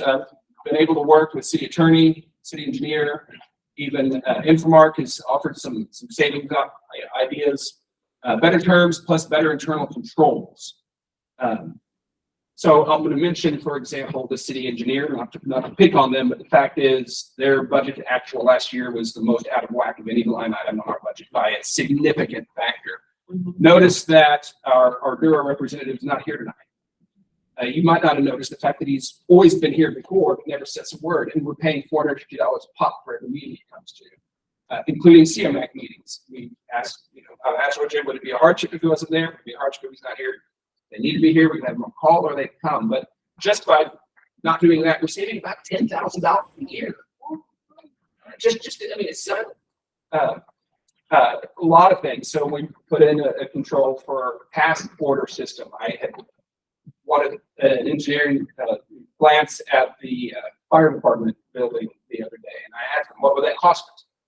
Never got an estimate from it. They put it on the calendar to go do it, and it could have been, from looking at their bills, probably been thousands and thousands of dollars. There's no way to trace that because it comes a month later on the bill. So we put in a task order system to control some of these costs, not cutting it in services, just being more mindful of that. When you got a taxi meter running and it's other people's money, you got to be mindful of that stuff. Urban planning, there was a few items that were in the budget at my request of a council member for continuing the overlay study and consultant. This pauses that for now. The main reason is our city administrator is an urban planner by education and experience. We have a great advisor for that, but also we're planning to, we've talked about and got the wheels in motion to get a grant. The state is doing grants for the updated comprehensive master plan. I expect that'll be forthcoming. Then we can engage a consultant for this exact same work that's doing when we have those funds available. And then savings on maintenance and mowing. We had, for example, in the city's staff's budget, $40,000 for mowing the right of way. Outsource. Let's apply that to a crew to do it. Be a lot more efficient that way. So there's a number of savings for that. Also, this plan disperses the COVID funds as allowed by law to offset otherwise budgeted expenses. We have 250,000 COVID funds sitting there. So we have to use them in the next year. I believe it's the right thing to do to use those for tax relief for our citizens. It's definitely in keeping with the reason we were given a COVID grant. The reason our economy, because we went through that COVID thing, let's use those funds to tax relief for our citizens without cutting city services. And reserves. For the first time in years, this proposed budget does not run a deficit, but instead a small surplus. Recent past deficit budgets have depleted our reserve. That's a known thing. Warren said, we need reserves. Budget shocks and unexpected expenses happen. Reserves are important. We've talked about selling the city owns real estate, and I can't find anybody that can tell me why we bought it in the first place or what we intend to use it for. We have a 9.5 acre residential lot on 281 outside of town. We have a 1 acre lot in Rock and J. If we're just looking to make up $100,000 in reserves this year, that's about what that Rock and J lot's worth. We can make up our reserves just by selling an asset that we have no reason we don't know why we own it. If we sell the one on 281, I'm told by a realtor that's worth about $400,000. We can definitely make up our reserves by taking an illiquid asset and making it liquid. Now let's get through these tough times and restore the savings that have been depleted. I'm also convinced there's a lot more savings to be found. I've been a one-man band digging this stuff up. There's a lot more to find. I wish y'all would join me in looking for cuts. There's plenty to find. And I do want to ask before I close it out here. There was a couple of comments about, we have to raise taxes to address the infrastructure. I would remind you that the staff proposed budget raises taxes, but does nothing for infrastructure. So that's a spurious argument. My budget actually does address infrastructure by patching all the roads and fixing the retaining wall. So it's not an either or. We can actually address infrastructure without raising it in a way that the tax increase budget doesn't do. So that's a spurious argument. The city administrator and finance director confirmed this budget is indeed feasible. I don't want to speak for y'all. Y'all can chime in. I'm sure you will. Bottom line, we can improve services to our citizens this year and replenish our reserves without raising taxes. And folks, I promised folks that voted for me that I would endeavor to do that. And this makes it possible. We can do better, save money, and not raise taxes.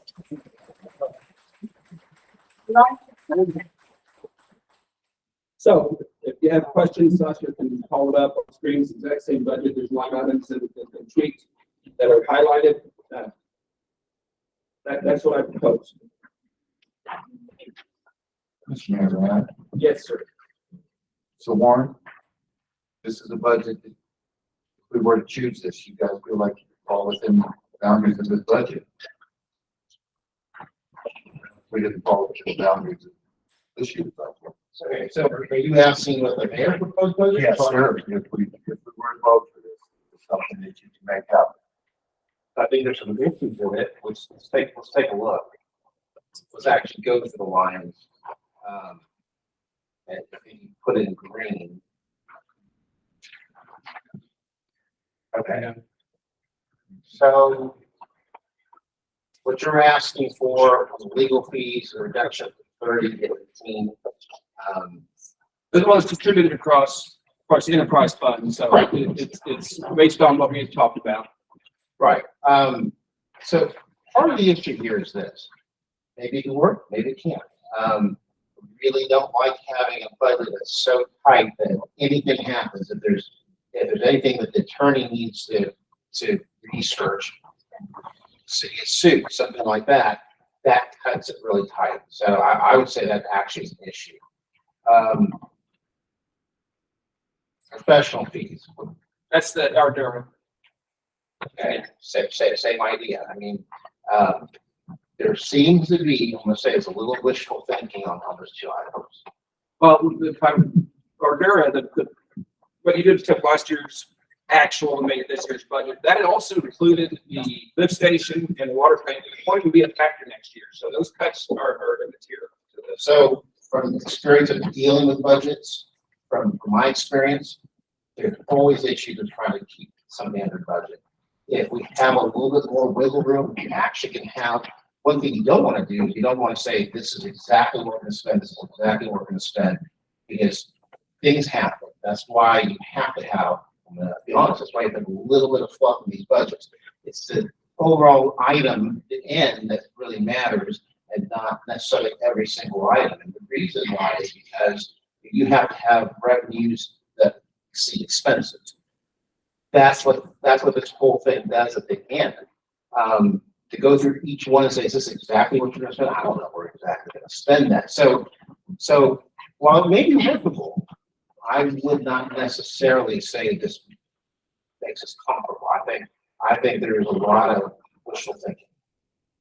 Next one, what are those items? Those are all the benefits. We actually got in the actual benefits. I had a 10% increase because everybody always does a percentage. Last year I did 12. This year I knew we'd come under the 10, so I lowered it to 10. These are the actual numbers. So everything on our benefits across the board actually went down to 8. So we actually came under par. So I adjusted everybody's benefits to the correct number. So it actually helped our budget. Go to the next item. Yeah. So the building maintenance, mowing is all moved. That's fine. Well, so the 15,000 for building maintenance no longer exists. No, it's moved over to the maintenance crew for their materials and labor. Yeah. Well, so again, there's a working budget, which is this budget that you as a council have been working on for the last 3 meetings. And then there's a He's proposing to eliminate the 15,000. Shift it over to the maintenance department. Yeah. It's not So for limited. instance, if the air conditioning goes out at City Hall, so then and it costs, I guess, at least $10,000. Yeah, well, there's, as I recall, there's 50,000 in there for material supplies and outsourcing. But is that materials and supplies for filling potholes, or is that materials and supplies for, extenuating circumstances? I know it's like. No, yeah, I get it. I'm a contractor, I deal with this stuff. So it's like it's a lot more than the county commissioners said we needed based on their experience. It's 5 times more. So it's plugged up. Well, respectfully, so now there will be 0 in there. I understand you're moving it to having a 2-person crew, but like Councilman said, what if there's an AC? What if there's something on the plumber that has to fix? So that's why they're $50,000 fund on top of their paycheck to do outsourcing of material. So my big question is the 2 new full-time employees, which makes me very nervous to be hiring 2 full-time new employees with benefits in this moment. Are the COVID funds where that money's coming from? No. The COVID fund being dispersed throughout the budget. So that's not revenue. No, it's not. No, it's to get us through this rough year. So next year, we're gonna be in a real pickle to pay these guys. Not necessarily. Not necessarily. Not necessarily. We don't, first of all, we don't know how the economy's gonna go. Second of all, we might have a council that's gonna help find budget cuts, not done like this. There's a lot of tightening. A lot of tightening we can do, and I'm the only one that suggested 1 penny to cut. So if we start at the first page of the pie graph, which as I've said before, I love graphs, love the colors. What I see there is basically cut about 100,000 from the budget. That's a shot for you. All I did was add up these numbers and take an allowance. You added 60,000 to just streets and parks, right? You added about 60,000 there, but everything was cut. So I came up to 162,000. Yeah, our magic number was about that that's what a tax increase. We found that was the number we had to get to. So and so approximately half of that,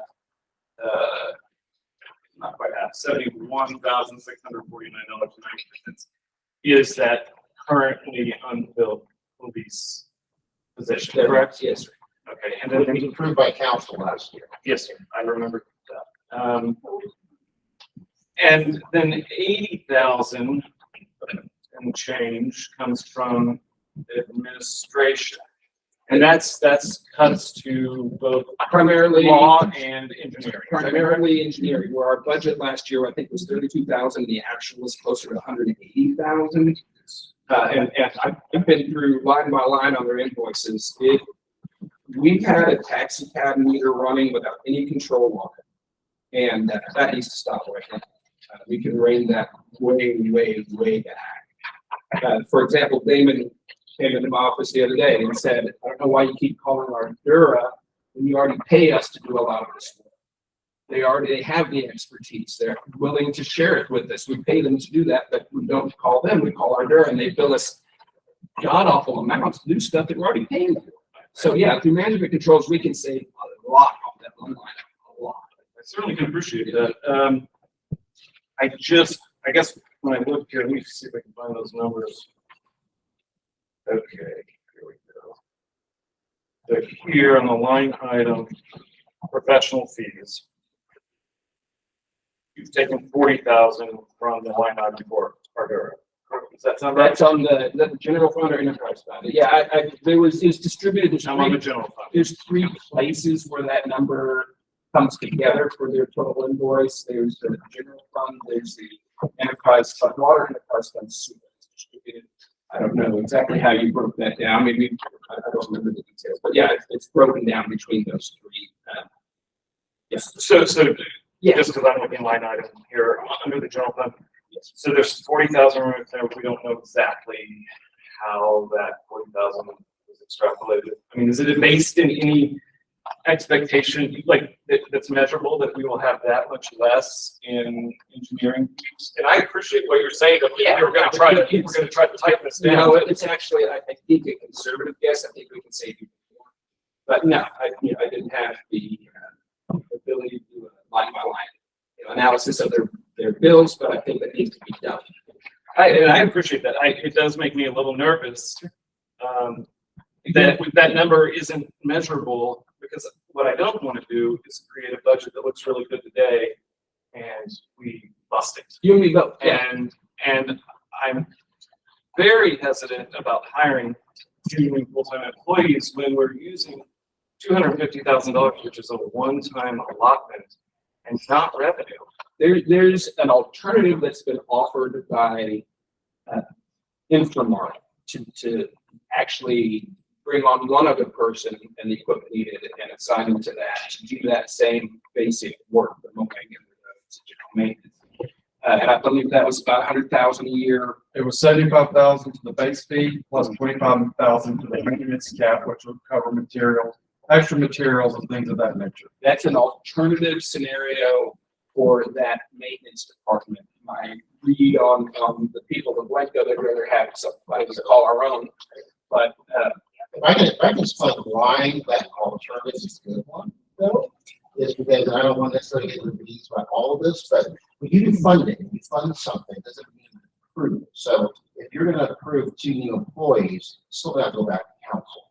The other issue is how do you manage 2 employees that don't work for Infomart, that you don't know where they're gonna be housed, who's actually gonna supervise them, with the idea of using the management from Infomart already, then you actually would have a management in place. that's an alternative that would actually reduce it even more if we go that route. And I would remind you that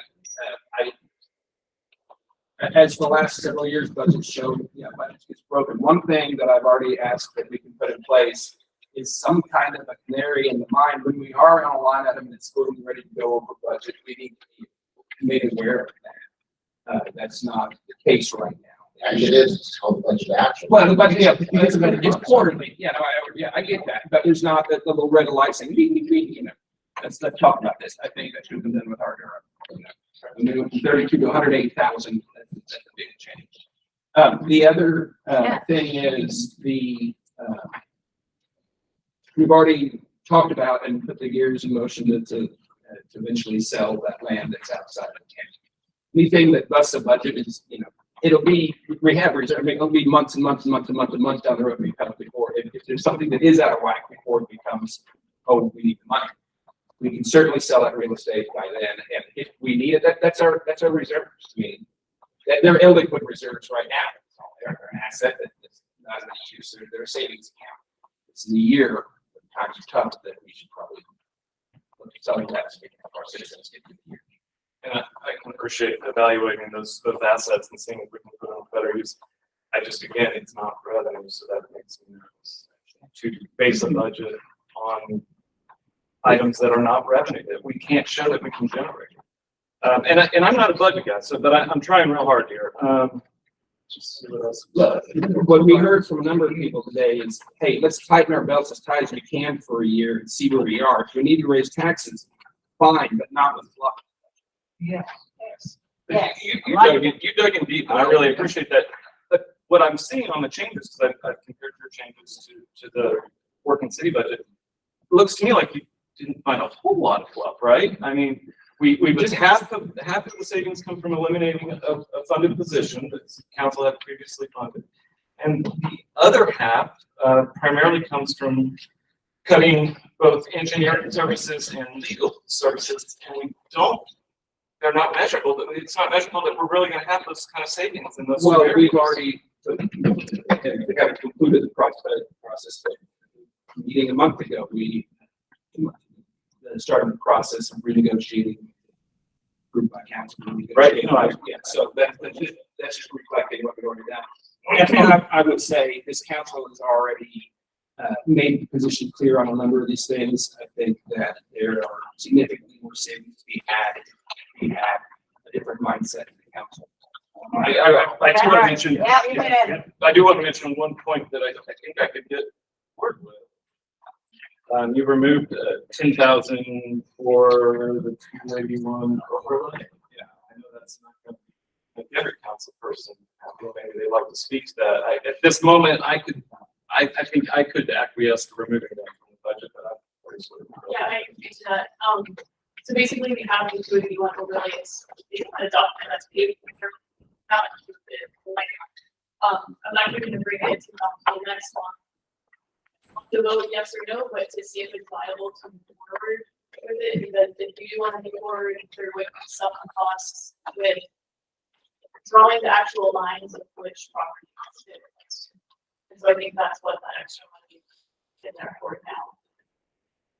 And my thought, we've already talked about the comprehensive master plan, and if we get that grant, that really should be baked in. Whatever we do on an ad hoc basis will likely be modified when we roll it into the comprehensive. Well, and so for the line item for the city planning services, that's a bit different than the comprehensive master plan. If you support getting a grant for that, but that's to have a planner on our side. So when we get big developments like Seven Oaks, we have a dedicated person on our side who can make choices that are good for the city. Well, it paid partly, these guys are paid partly, or I don't know how much, from developer. So we would charge the developer a fee for you, and that's how he gets. So it doesn't need to be a budget item. Yeah. Well, and that's only part of it. I also think it would be good to have him do things that go through the planning zone. So like we have Warren as a fantastic asset to help us navigate things that come to us. He would help planning zone navigate the items that come to them.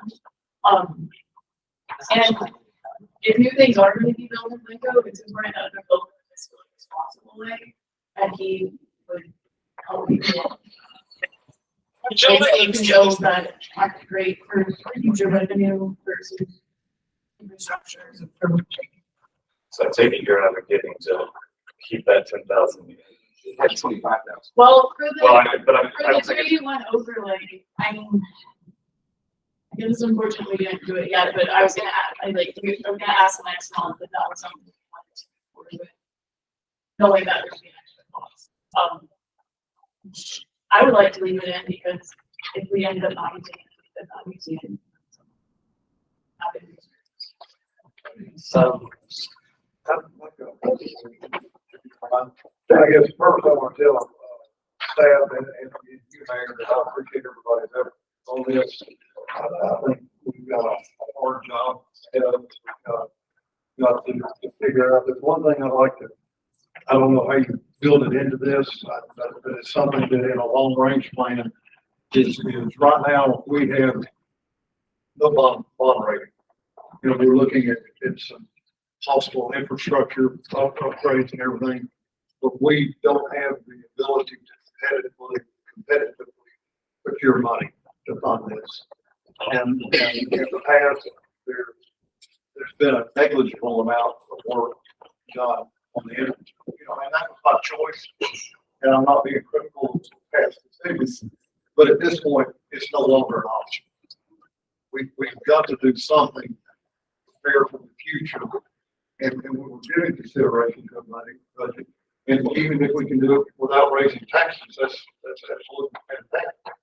But we've got to have a plan to build our reserves.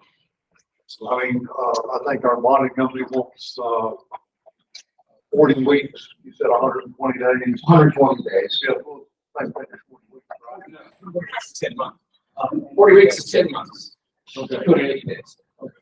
Close enough. I hate to Yes, intervene, ma'am. and y'all all have wonderful points, and I've stared at all the budgets that I've created for all of y'all. I want to put my 2 cents. I don't get a vote, Please do. and I don't even live in the city. So there's all the statement out. But we had a lot of negativity today, and I don't like negativity. I'm just gonna say it's stressful on all of us. What we have to do this tug of war game that's apparently happening.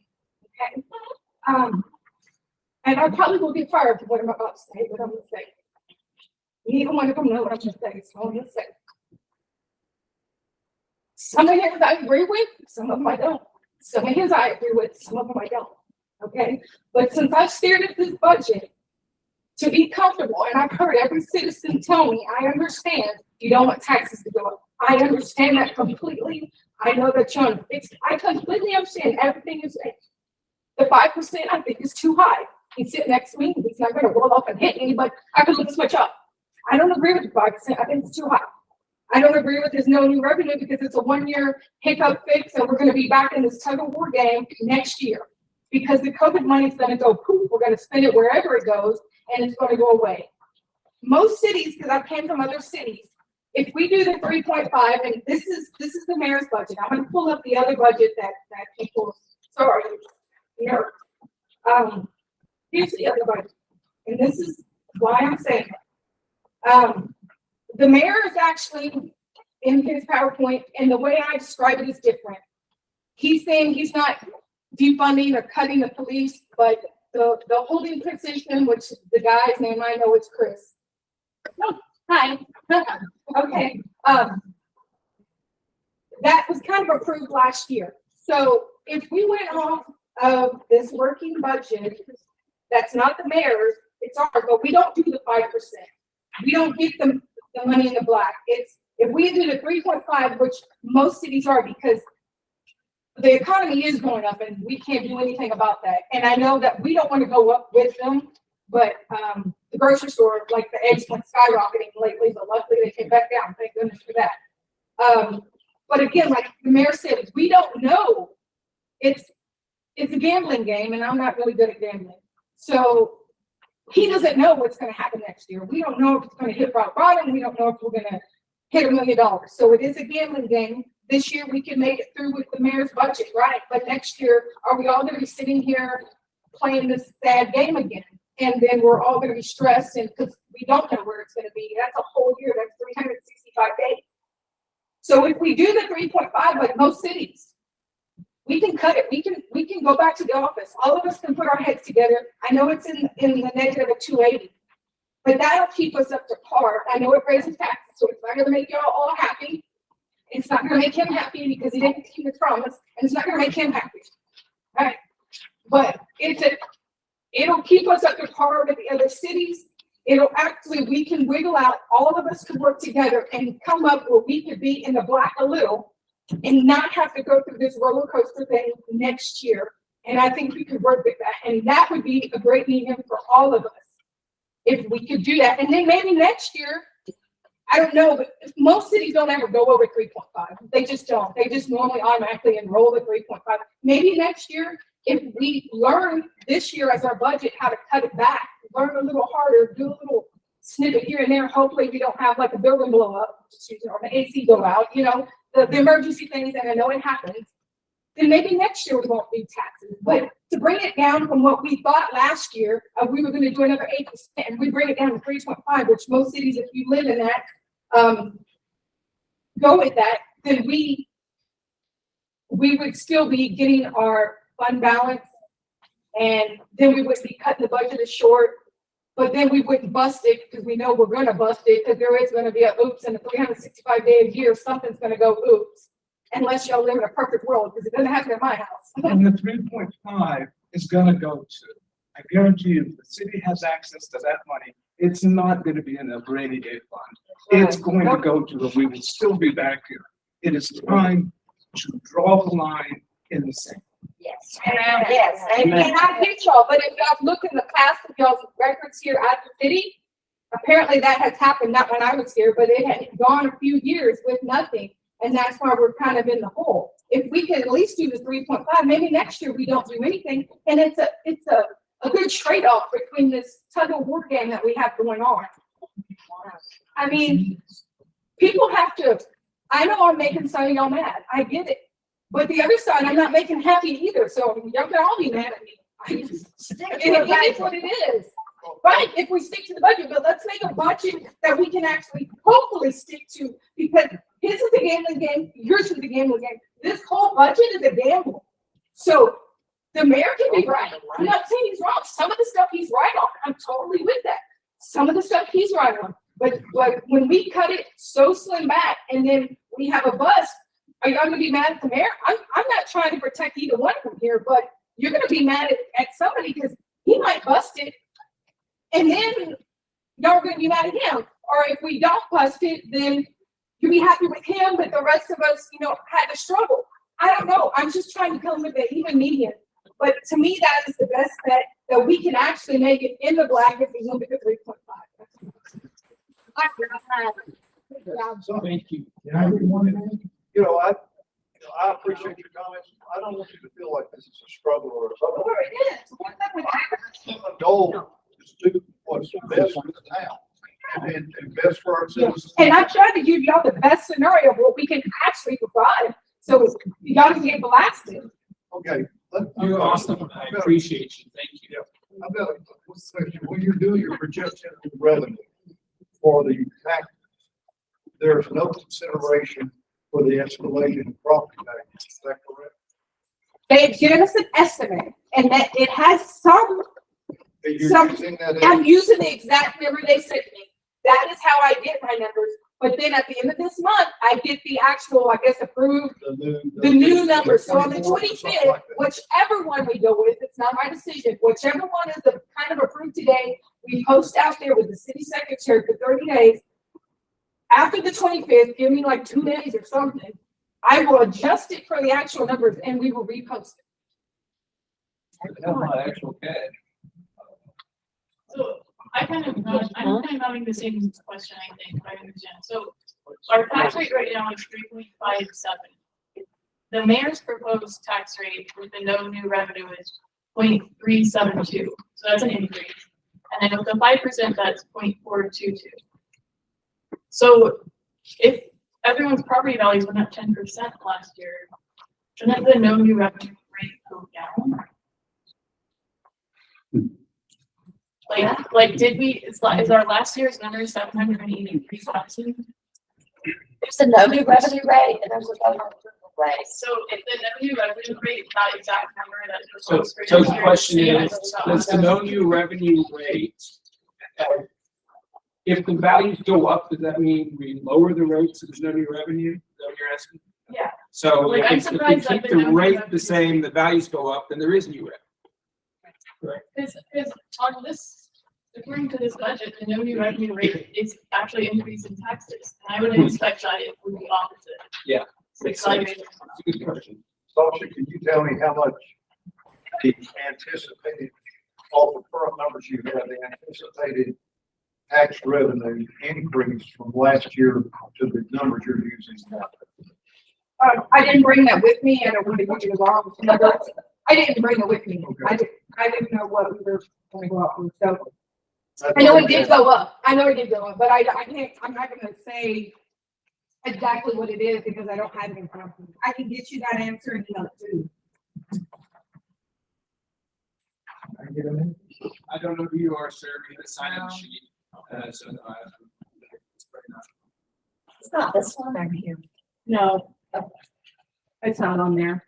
We will It's have literally another from the- speaking period when we, after our break, come back, so if you'd like to speak then. We're not gonna make a decision today. There's no action item on the agenda for this. This is actually all feedback from the parties. Back, put it in and then back. So there's no vote. Right, so what happens today is we look at the things that we talked about, go back and adjust things based on what council members have heard. And then we file with the city secretary on July 13th, 14th, probably the 13th. And then we've got 33 or so days that the public will have to kind of review it and look at it on August 14th. Then you'll vote for that and whatever ad valorem rate you set. And that will all be tightened up as we get the official count numbers that we mentioned. So this item on the agenda, the discussion ends when we've said our piece. Correct, yes, sir. So, it's been a lot of conversation. Ryan, Councilmember Moses, if we go around and we all say our piece, we can keep talking the rest of the night if we want to, but, you know, I think we. How would we like to put a bow on you for a year? It's not enough.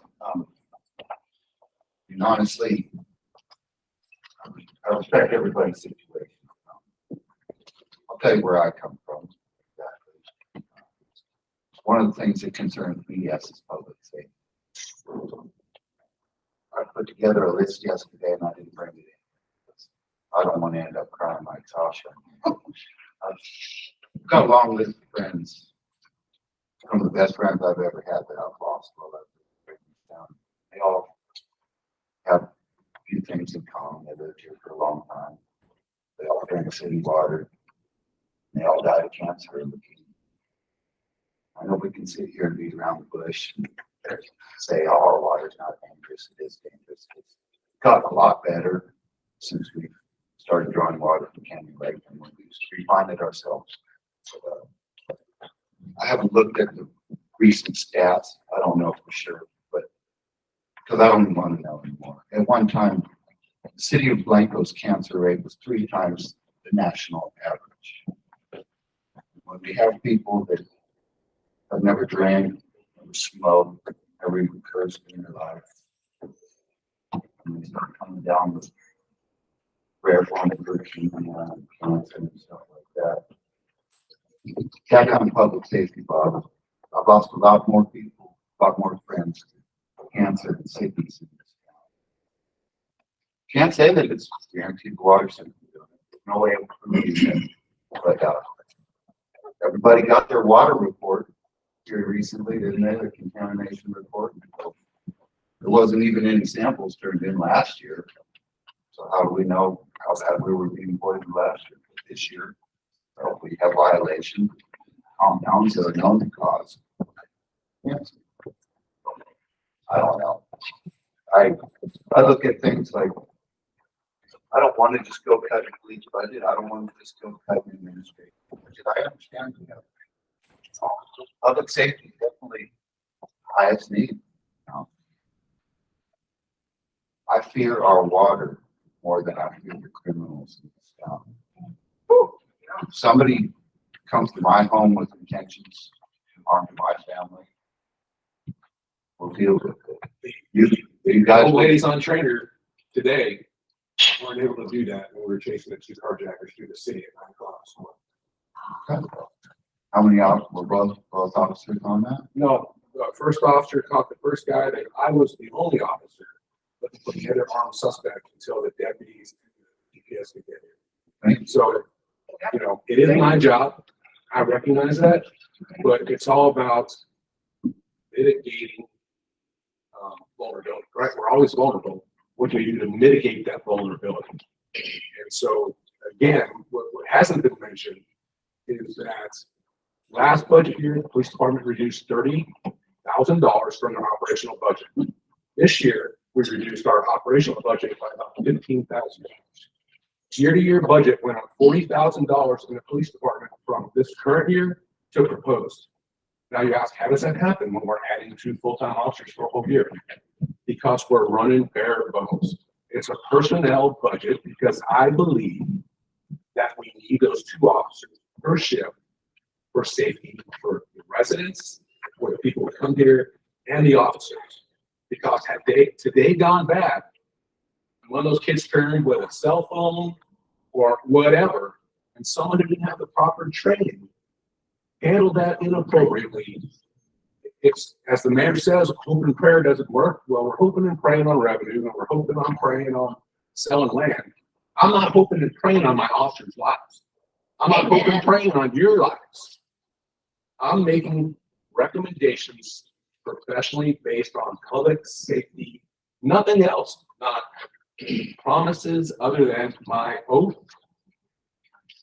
to protect the community. That's it.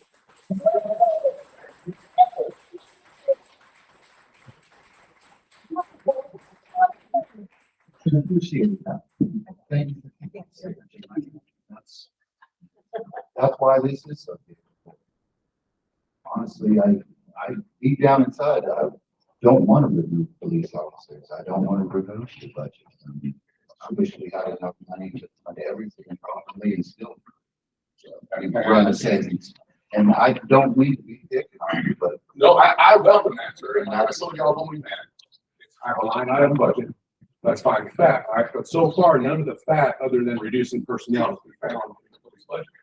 And so, as was brought up today, where, you know, the general fund is offsetting the enterprise fund.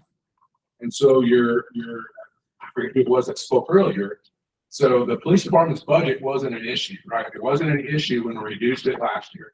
It wasn't an issue when y'all voted for that position, which is the only increase, and it's not even, that increase is not even totally reflected. But now these other issues make, you know, we look at this, and so now this is a source of money as opposed to the need. So, you know, when I gave my presentation wasn't based on money, it was basically based on a belief, a presentation on why we should have 2 officers per shift. And so if we reduce one position, and there's been a lot of miscommunication, that position was offered conditionally in early May before the election because it was budgeted in this year's budget to be effective starting in April.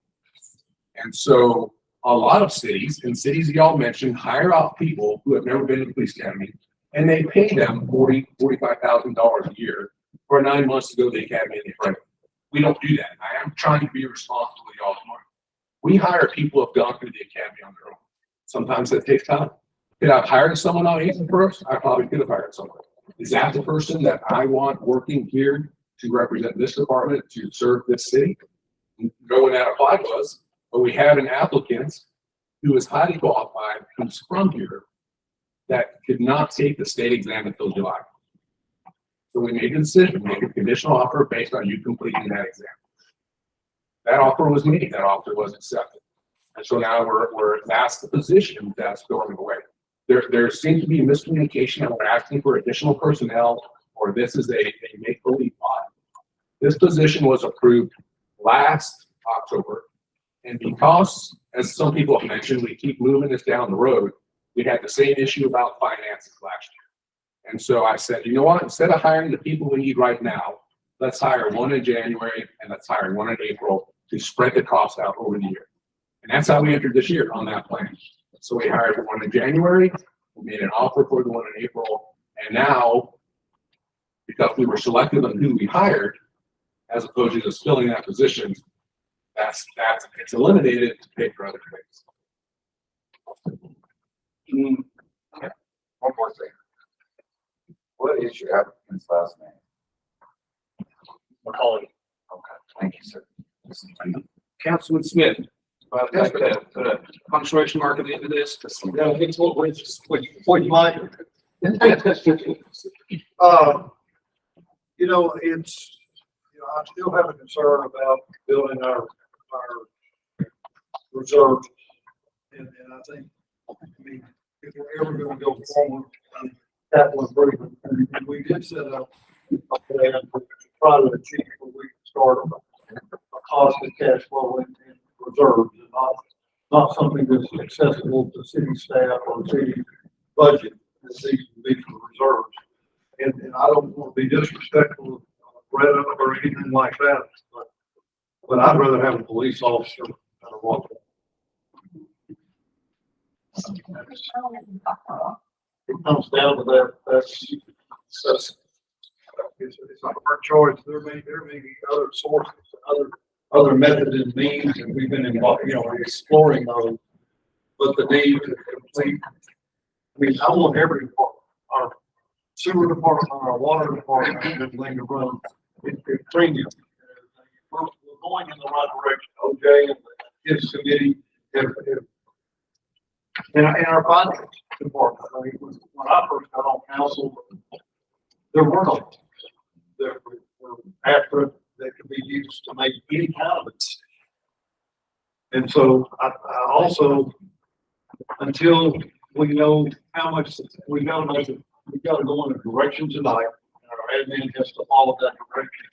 But I have told me, when I don't know what our tax revenue is gonna be, because we don't know, we have an estimate. As to, I guess, when you get a change in estimate, is it ever monumental, or is it normally just a decimal point or something? For the one we got last year, it wasn't even, well, actually, it was I mean, pretty I much- guess that's their initial assessed value, and then they go through their appeal. Correct. Test. And they, And yes, if they have to if wait for all anything, that. then there could be, it's not gonna go up, right? I'm not gonna answer if it's gonna go up or go down, because I've been at a city where it's gone up, but it wasn't, We don't know. we don't know, so we have to just wait, but it's pretty much in the ballpark. I haven't seen it where it's gone up But if there significantly. was a tax increase, and then the numbers came in differently, then that proposed tax increase would be adjusted by that number, is that correct? So the revenue would be constant in what we're looking at in revenue. Correct, that's It- why it I was said give me like static- 2 it's a days, static number. because I don't just change one line item and then whoop, give it to you. That's why you have to give me 2 days to go through it. I guess also,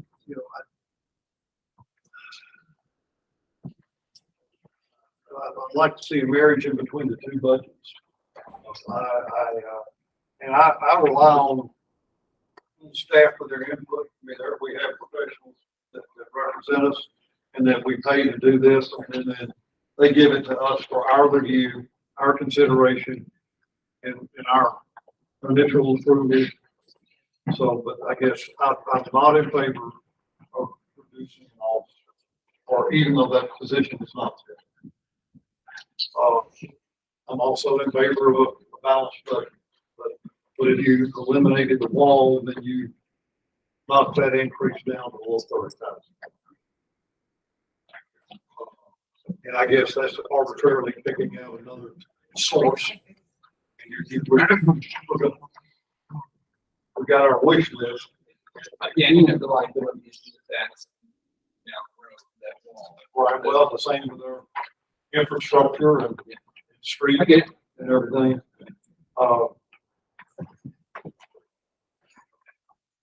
That's not, I may come back with a 50 in the little one.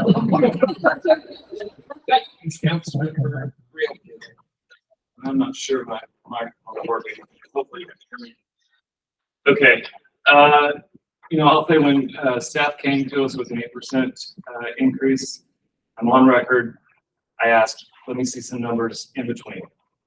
And they presented me with this 5%, which is what I came in here to support tonight. Let's see what points I can make about it. Y'all try to follow me on this. If y'all come over to my house, and I was having a conversation with somebody about this recently. A couple things you won't find, to the chagrin of my friends and my family. I've got no home internet. I've got no cable TV. And you might ask why. My now ex would say I was cheap.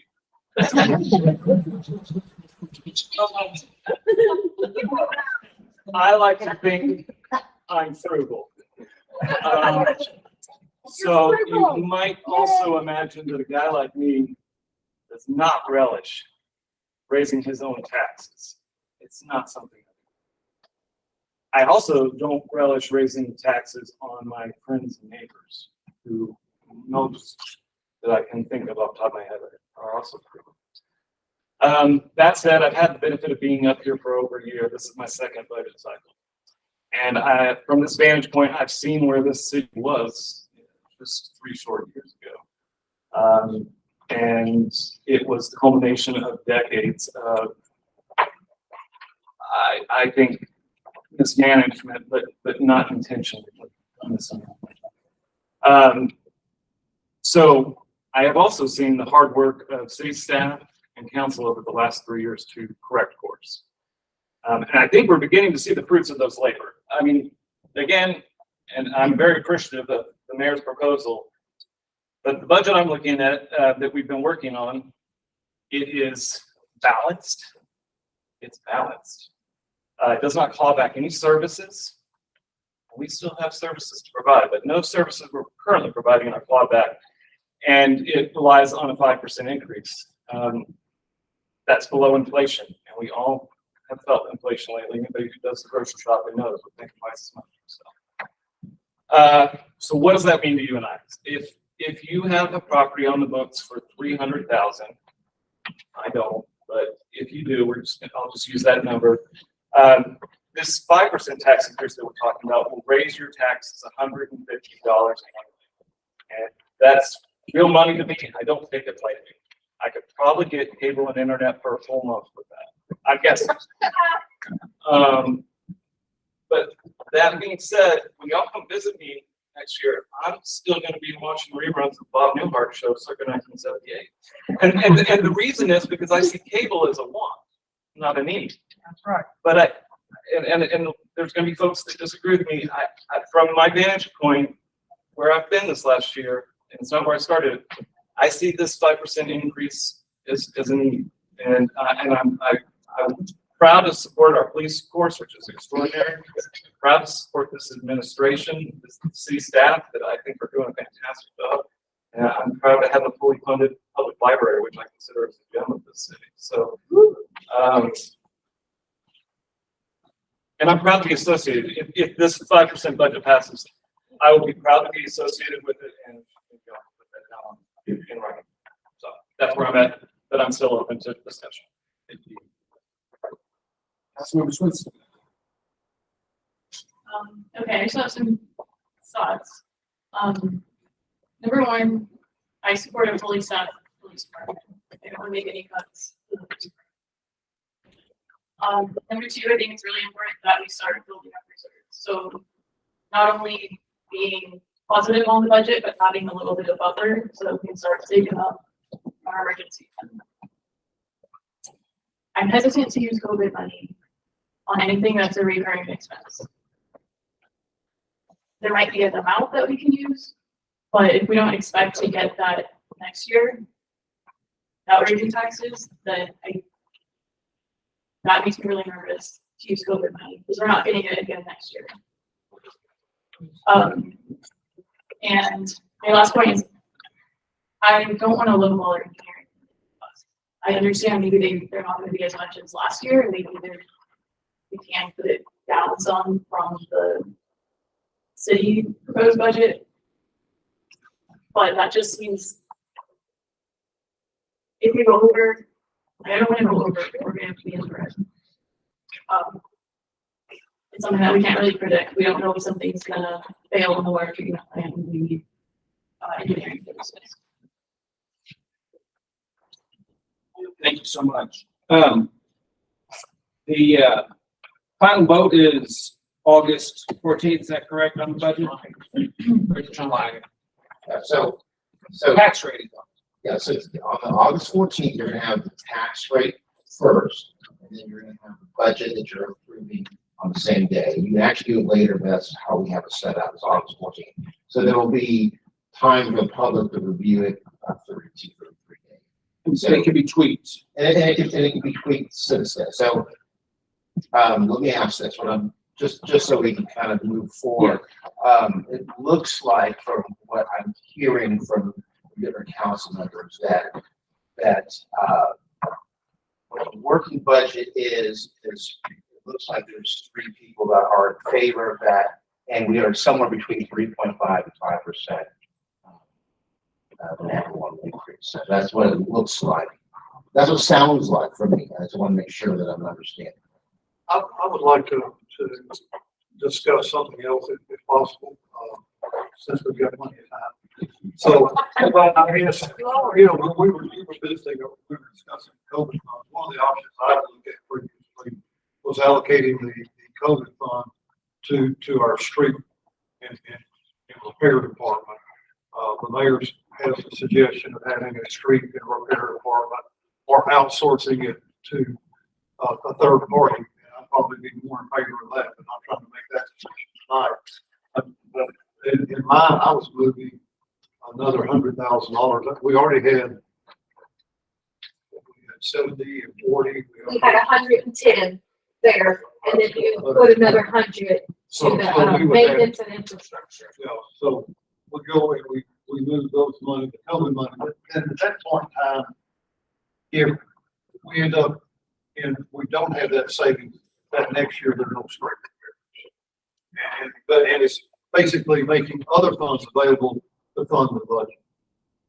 I mean, it's just moving numbers around. We still got the same amount of money, but if we had to discontinue the service, then that would be one we could possibly look at. Yeah, it would be helpful to me to know how much our revenue is somewhere now. It should be provided, probably would have nice. I, thank you, everybody. I've pretty much said my piece. I would like to invite and encourage each of you to join me in the intervening time between now and August 14th to roll your sleeves and help me find more. There's a lot more efficiency, a lot more savings that we can Would it find. be better to have a meeting or? I mean, we can do this in. I mean, it's. I mean, I don't want to get it all right up. So what I would suggest then is that each council member, staff, just go over the numbers and see if there's savings. If that's what you want. I don't know, there's a need for another meeting. We're gonna post it, you know. It's got no time. Right. And we'll have a final conversation at the last meeting. No reason we can't do it cooperatively. That would be my goal. Okay, Warren, is there anything else you need from us at this time? So, anybody else? So we're going to conclude the budget workshop session. No action taken. We're going to take a break. How long do we think we should take? 15 minutes? Take a little break. Restrooms are around the other side of City Hall over there. If anybody needs that, we're going to go to the back room and have a sandwich. It is 7:02 that we're